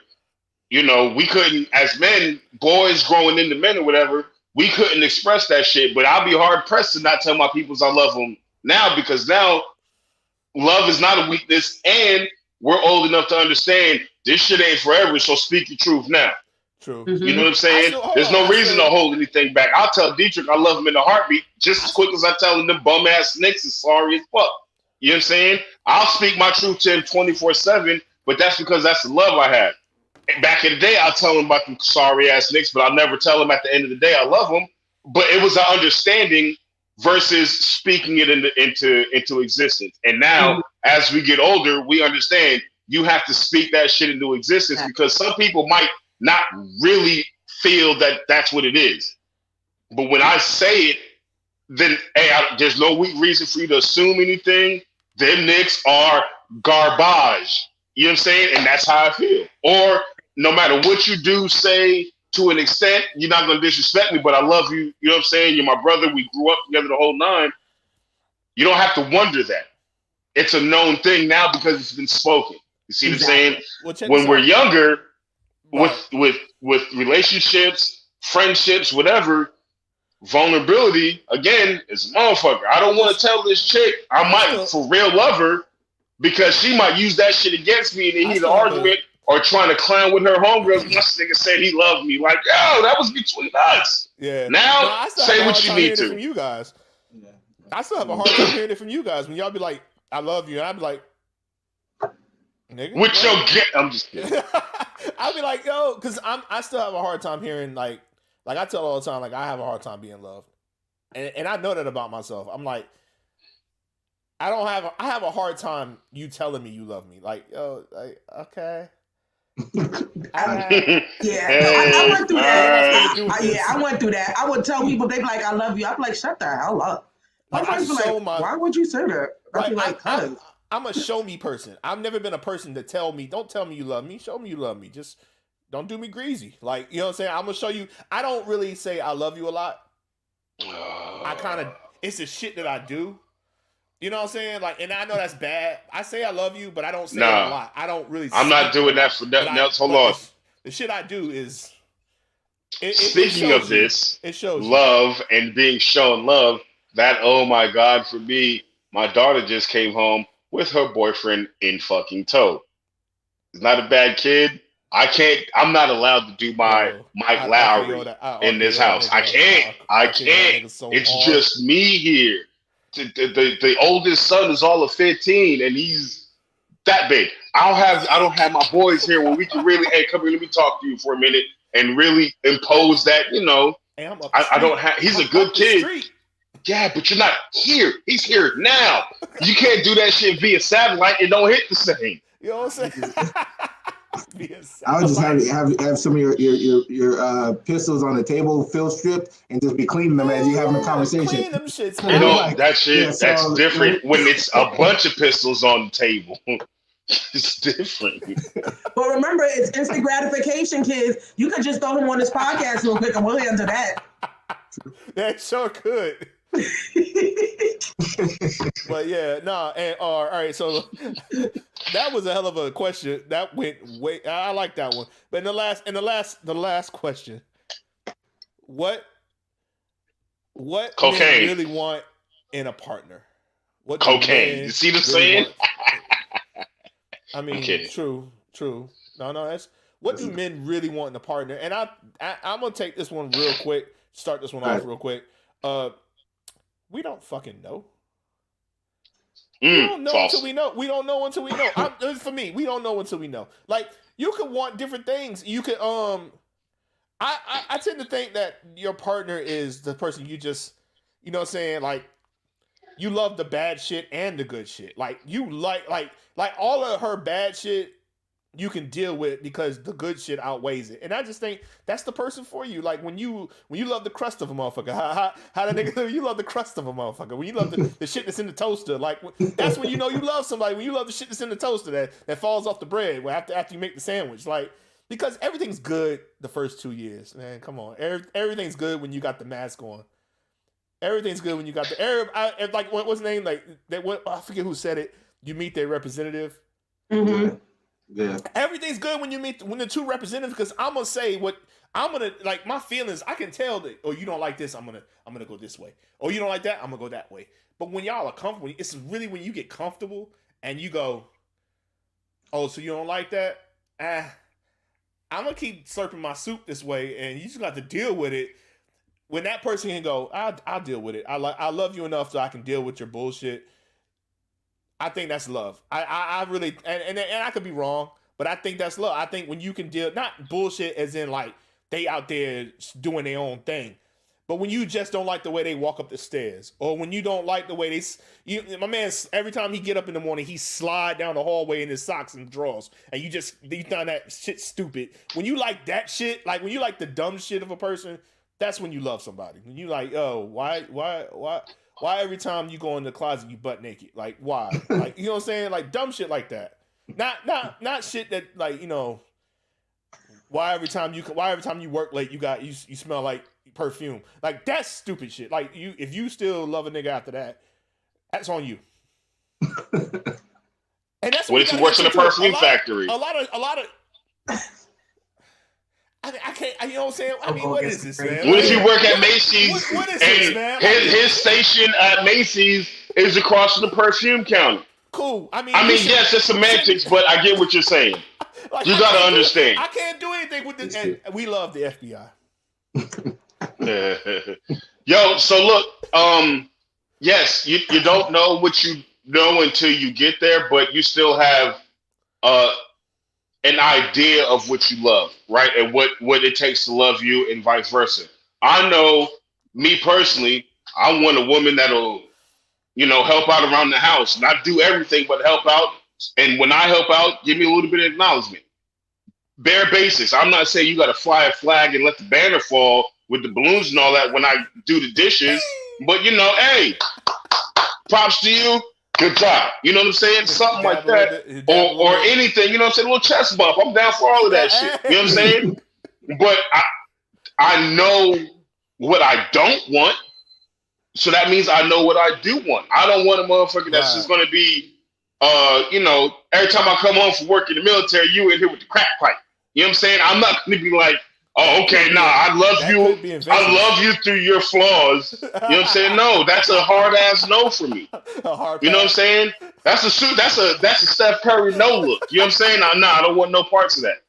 But even if it's not that extreme, it's things that you know you are willing to tolerate. Yes, love is a wonderful thing. And when you find that and you have that mutual love between you and your partner, your significant other, spouse, whatever you want to call it, it's a thing to be loved and cherished and nurtured and followed upon. Not just, I love that motherfucker. Why? Because we're married. Yeah. Well, what do you love about them? Because she said yes and she said I do.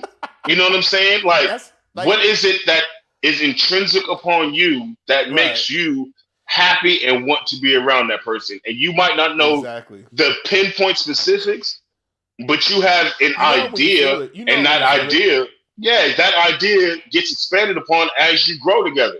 Yes, I love that motherfucker's feet when they clip their toenails, though. Yeah, hey, you're about 2 weeks out. Let's go. You know what I'm saying? But that's a small flaw.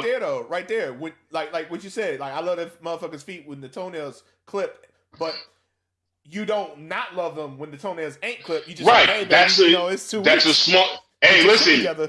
You need me to pay for this motherfucking pedicure to happen? Just saying. Exactly. You tiptoeing through the house and it's click clacking. You know what I'm saying? Like, there are things that we know that we love, and there are things, right? I hear you. You're not sneaking anywhere. Nah, but there are things that you know that you're willing to let certain things go, and that's where the love is, right? It doesn't always have to be hard lefts or hard rights. It's what you want, and then how far you're willing to tolerate. You know what I'm saying? And then, if somebody starts uh, taking your kindness for weakness or really doing shit to you or for you that you really don't like, and that's outside of your beliefs and your values, that's when you really know, yada yada. And that goes back to the 2-year honeymoon phase. I might not know this motherfucker sleepwalks. You know what I'm saying? And then like the first year, you're like, I mean, all right, cool.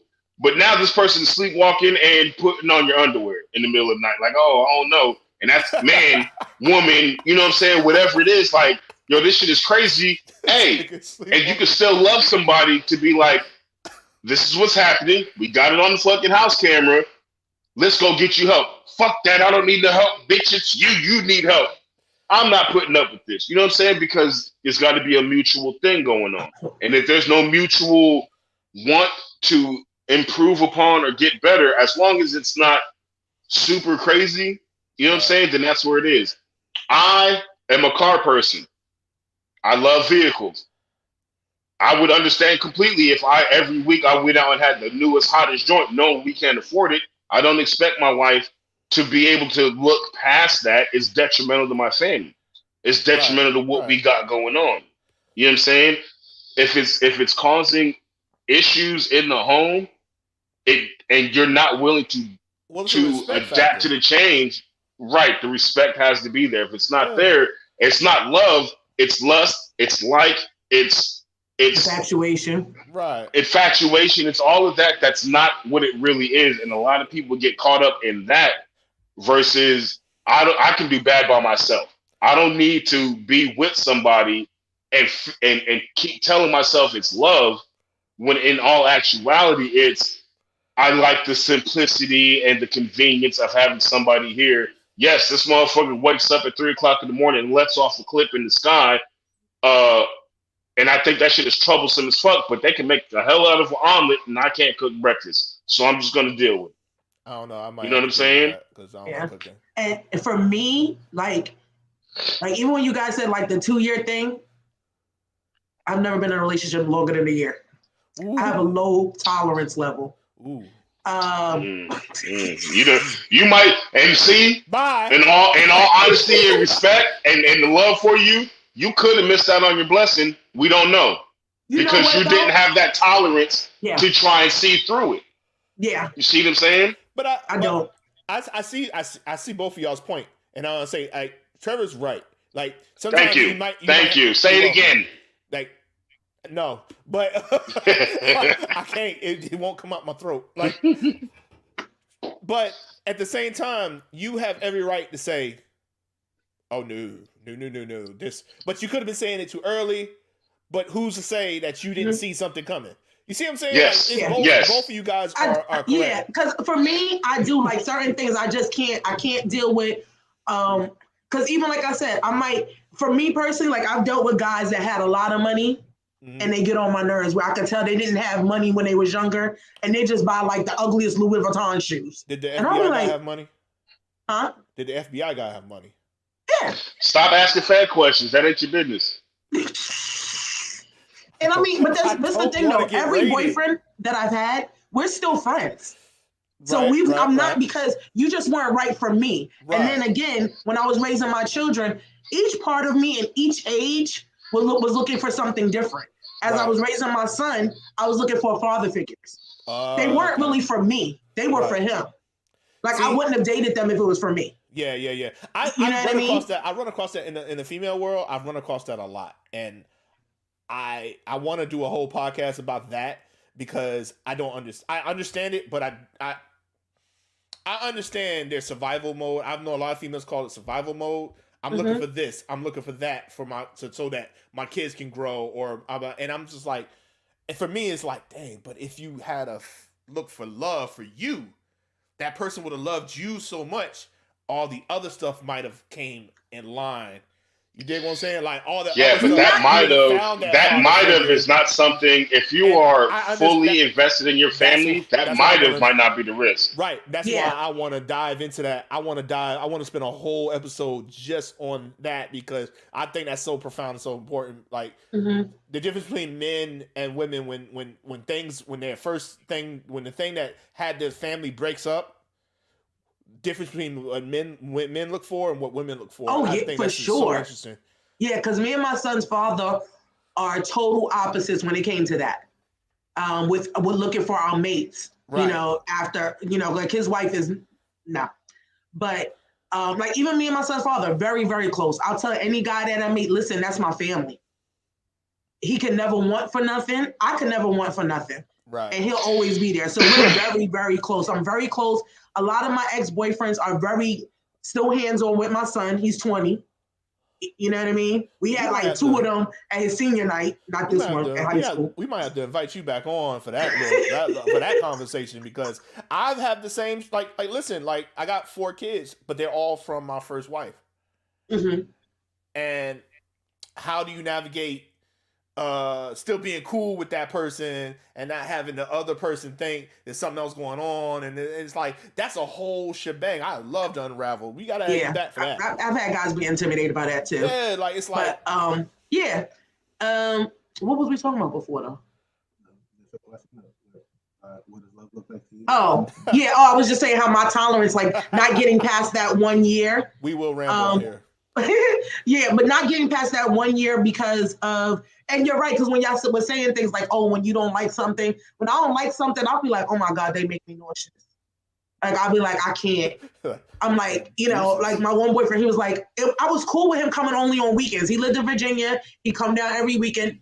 Great for me. He did a whole week. I was like, oh my God, no. I realized too, like I might even be one of those women that if I get married, we can still have separate households. Oh Lord! And we could visit, like we could stay with each other for 4 days. Like I am looking, y'all. I met this guy. He was 68, but he got 4 pensions. I'm like, yo, I'm on him. I'm on him. But he looks like Rick Fox. He looks really good for his age. Like I'm on him. I'm on him. Because you know why? Because like me, I got some guys that's almost 50 with little kids. I don't want to be on that side of Disney Park anymore. I just want to go to Universal. I'm about to say, you trying to go to Universal. Yeah, because that's where I'm at. Like, I'm working towards my retirement. When men be like, you're not even working with a brother and working with a brother, shouldn't you be working on your retirement too? Yeah. Like, we're not living dreams. Yeah, at this age. You know what I mean? So it's just some of the things that, like my ex he started becoming complacent. And I was watching it and I was like, before he would come on weekends, cook, do the laundry, I'm like, he not. Now I'm doing the cooking and I'm doing 2 separate meals because he ain't eat pork. My kids did. So now I'm doing 2 separate meals. You know what I mean? I don't trust anybody that don't eat bacon. They're communists. But because I'm very attentive. So I'm gonna make you your 2 different meals. You know what I mean? I bust my behind with my kids because my son was a 4-sport playing kid. So I never had rest, period. But I realized like one time there was something wrong in the house. I had to call Junior. I was like, my son says I'm mean. I said, you didn't think it was funny that he sat on the couch and Junior fixed something? He didn't even go upstairs to help. He's like, I did feel like that was. I was like, exactly. And then my tail lights was out, and you're gonna tell me for 2 weeks my tail light is out. Yo. Well, Google it and fix it. That's funny because I cussed Junior out one time for coming to take the trash out. I cussed Junior smooth the fuck out for taking the trash. I was out to sea. My first wife was pregnant, and Junior came over and took the trash for her. And I cussed him smooth the fuck out because he didn't tell me he was doing it. I was like, yo, nigga, don't be going on my... I don't even recall that.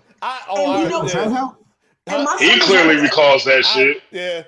Why would I go over there to take out the trash? Because she was pregnant. Because she was pregnant, and you were, dude. You just finished. Heavy spraying my damn driveway because I got a new house. Like by heavy spraying, do you mean pressure washing? Because I don't know if that's the same thing. Like Junior just does shit because I showed him Matt. We when I say we're close, we're all effing close. Like I consider Junior my older brother, not my friend. I consider him my older brother. Like we're past friends because you know what I'm saying. Like we could do a whole episode on me and Junior spending the night over each other's houses and our parents and his parents and it's like I got love for Pappy and Miss Lily and all that and. You know what I'm saying? So we could do a whole episode on the closeness between all of us. It's 4 of us. Like our other friend's not here right now. He's on the other podcast. But the closeness of all of our parents, that's why we was talking about when we said we grew up in a kind of a formulated bubble. A village. Our parents, yeah, exactly. Our parents formed a village around us. Even to whatever deficits you had at your house, you got it at the other house.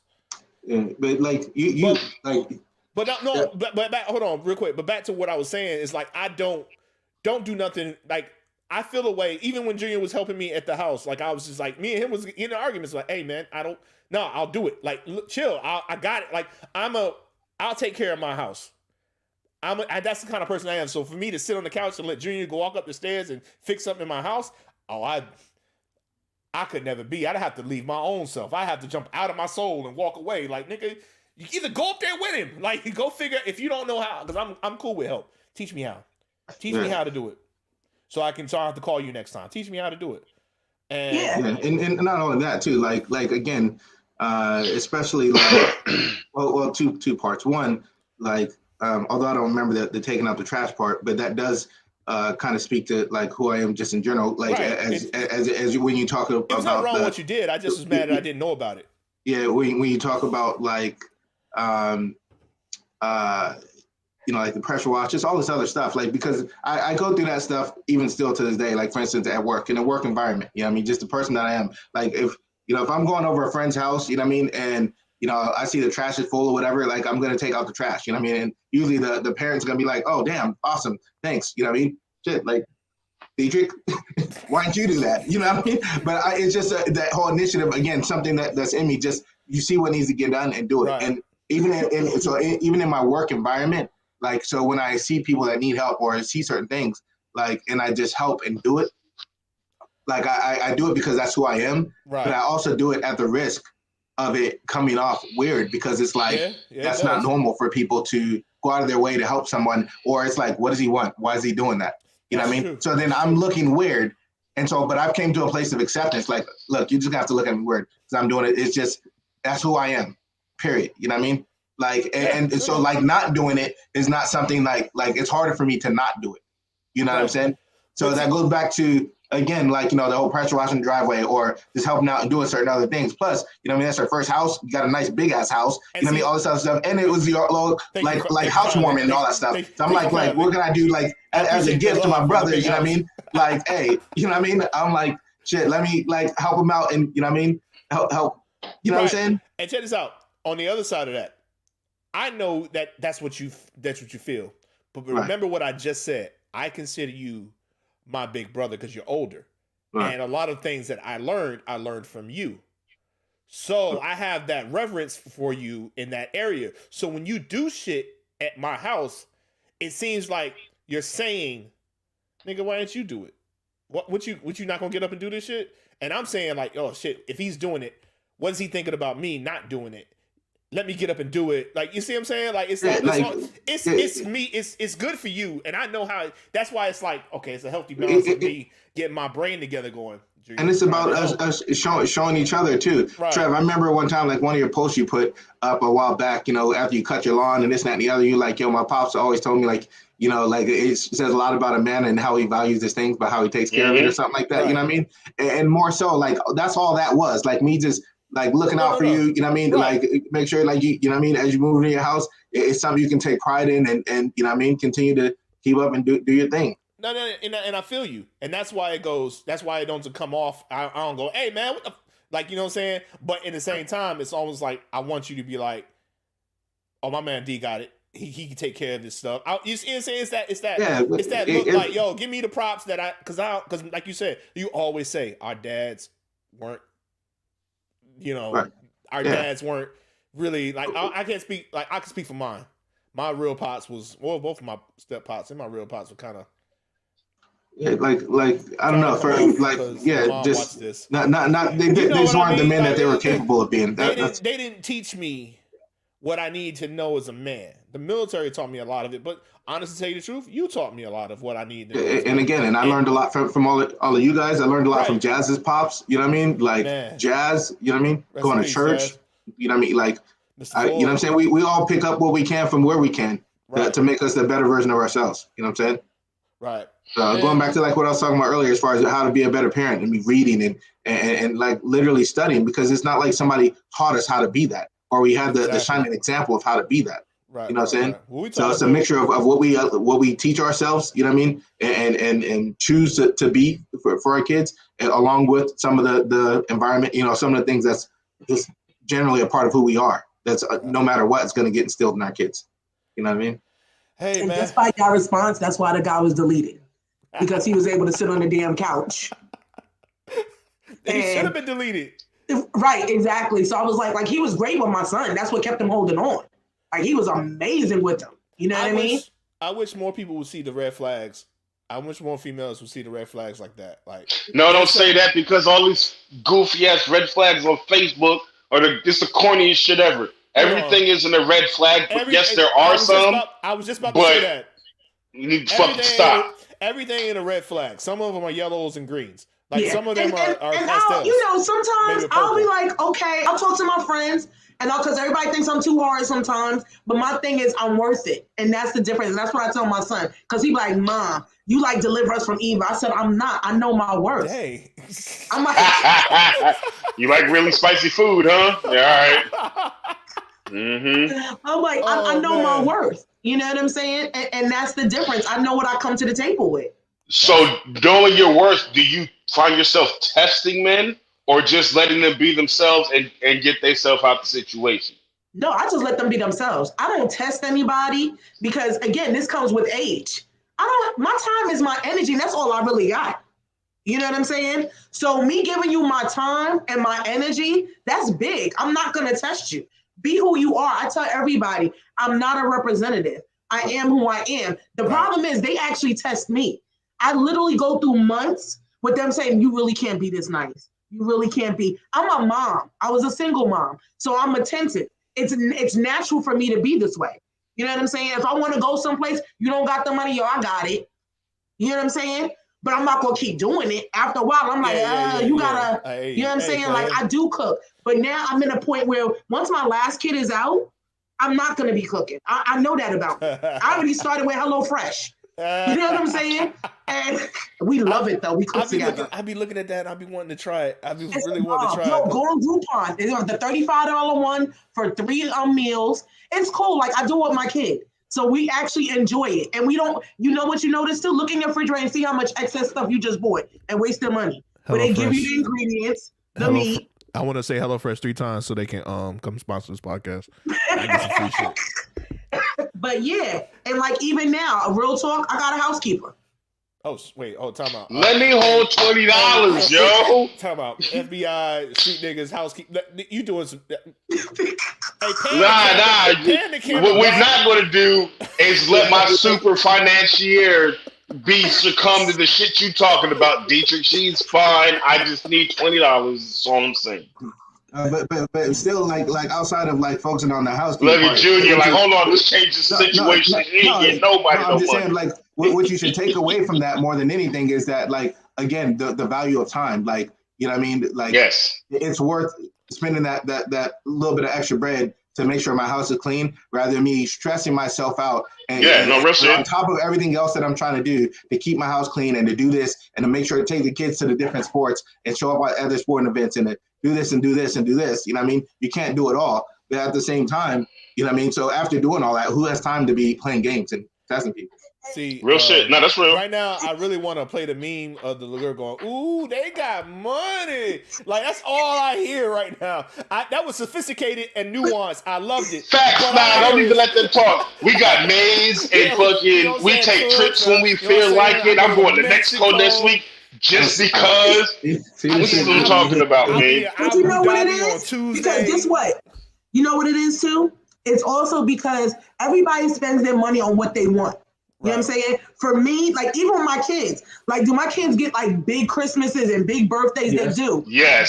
But Yes. Yes. We knew that answer before you finished that No. sentence. But Yes. what you won't see is my kids getting stuff during the year.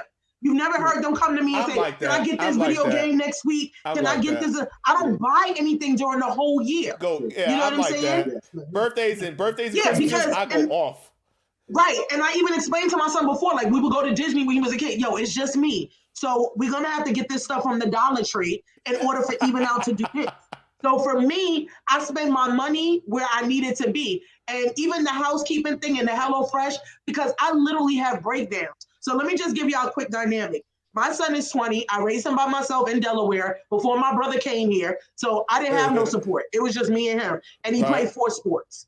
You know what I mean? So, and I didn't miss a beat or anything. I made breakfast for the damn teams. I was that mom. Shit. You know what I mean? Then I raised my nephew. He's 14. I've had him since he was 2, right? And then I've raised teen foster boys, therapeutic. So most of them have a disability or come out of jail or house arrest, things like that. You know what I mean? And I'm a support Yo, for my let me find out foster agency. Delaware is wild, bro. Let me find out Delaware is thugged out. Northern part, I started Philly, so a lot of Philly cats like come down this way. You know what I mean? So a lot of that, that's just to show you part of what my overwhelmingness will be. Like I literally had a breakdown last week. You know what I mean? And I started juicing and taking more vitamin D besides the medication. You know what I'm saying? Because I was like, okay, I'm doing too much. I was doing so much. I lost my wallet 4 times in like 1 week in the grocery store because I'm moving. I'm like, something has to change. I have to take some things off my plate. I'm not, people be like, oh, you're Superwoman. I don't want to be. You know what I mean? And that's where, even me having that kind of partner that'll be like, you got to say no to somebody. I want a stricter partner than me because anything you ask me for, I'm going to make it happen. I just found out there was one kid, first generation in college, who couldn't go this semester because he had an outstanding bill. They told me it was $300. I went to the school to pay it. They wanted to be in $2,000. I was like, damn, I don't really got it. Let me go ante it up with somebody. Somebody's like, yo, Cree, I got 5. I was like, all right, cool. I'll put $1,500 on it. The mom was like, you can't do that. I'm like, he's a first-time college student. You know what I mean? Yeah. Like, I do things for people because it makes me happy. I went and fed the homeless. I made 2 big pans of spaghetti, packed it up because I was feeling bad. I only feel good when I'm helping people. But needless to say, I burn out because it's just me. Yeah. So that's why I'm like, yo, let me order HelloFresh. Let me get this made because I can't do everything and stop thinking you can. Check this out. I need to get your email. So, because I'm going to create a new podcast with all girls and I'm putting you on it. Like, I'm not even joking. I be telling them I'm trying to build an empire, a little podcast empire, a little mini empire. I'm telling you right now, I'm gonna get your email after the show, and I'm gonna put you.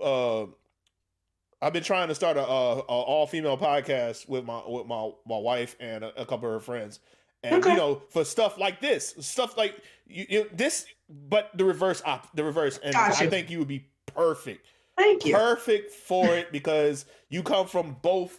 You see things from a male point of view and a female point of view. So it's like, we gonna make that happen. But that was the last question, and I ain't got no more. I think we really hit this first episode out the park. Man, y'all got any last words? I think. Thank you for letting me participate. Of course. This won't be the last time either. You bodied it. You bodied this episode. Thank you. Junior, you ought to feel ashamed of yourself. You didn't. No, I'm just joking. Trevor, get off of Facebook. I am the person that is doing social media. Let me work, please. I'm working. He's working. I'm working. My last words are thank you everybody who turned in and said what's up to us, even if you didn't speak on anything. Side note, Hazel Diane, you foul as hell. You know what I'm talking about. It. We'll talk offline. Everybody else, thank y'all for being here. You know what I'm saying? This is the first episode of the second podcast, as I know D's gonna say, and I'm taking this thunder purposely. But thank y'all for tuning in, man, and welcome to being a part of the next new hotness that y'all are going to be addicted to, yo. Real shit. Junior, J Bug, financier, Junior. Hey, love you guys. Glad I was able to make it happen. I know freaking had a lot of stuff going on today and wasn't initially gonna This do your it. brainchild. This But your brainchild.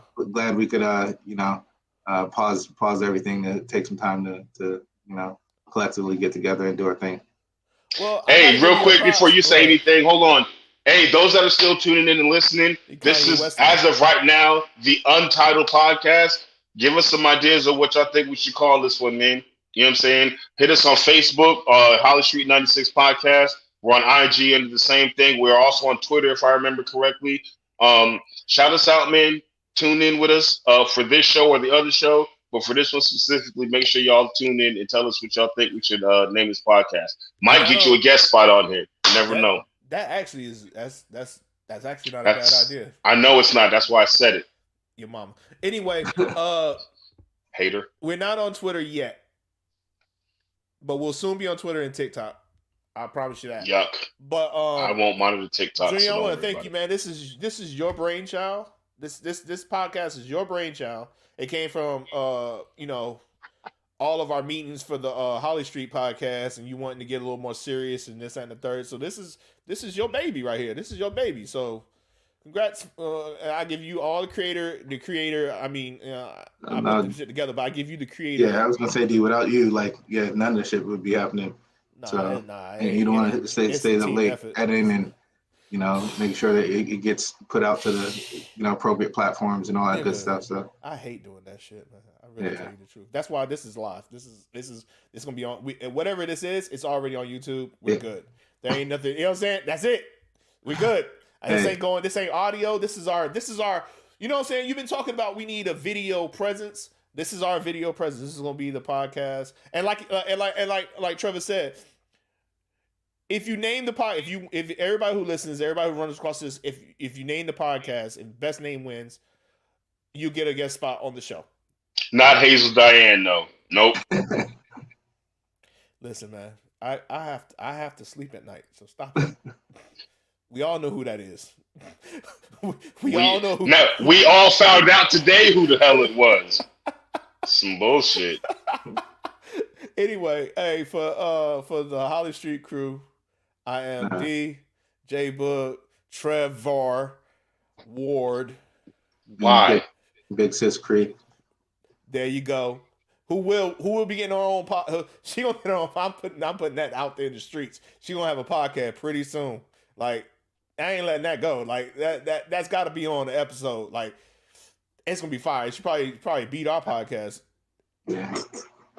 That episode, I'm gonna have to be on a couple of those episodes. And she's pretty well connected too. So she clearly she's down with the feds. I would hope so.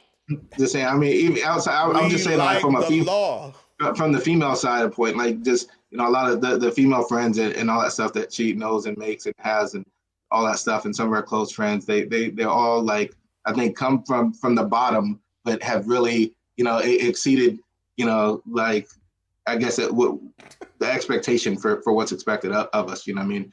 And so I think like just a lot of the people that she knows that could also have a lot to contribute or guest spot on her podcast and all that type of stuff. I know like the tour, some of our other friends that work for like the New York Board of Education and all that type of stuff. Crystal Black-owned restaurant. Yeah, you know what I mean. Just a whole bunch of other good stuff. She's. Oh, please bring them. Like, we will shout them out. I love. Hey, we should make that a spotlight. Black-owned spotlight on this podcast. Yeah. Every week we spotlight a Black-owned business. How about we talk about that stuff when we hang up on the live? Don't give your ideas away, young man. You're right. Oh, so for the Holly Street crew, I've been your host. See y'all next week. All right. I'll be easy. Peace.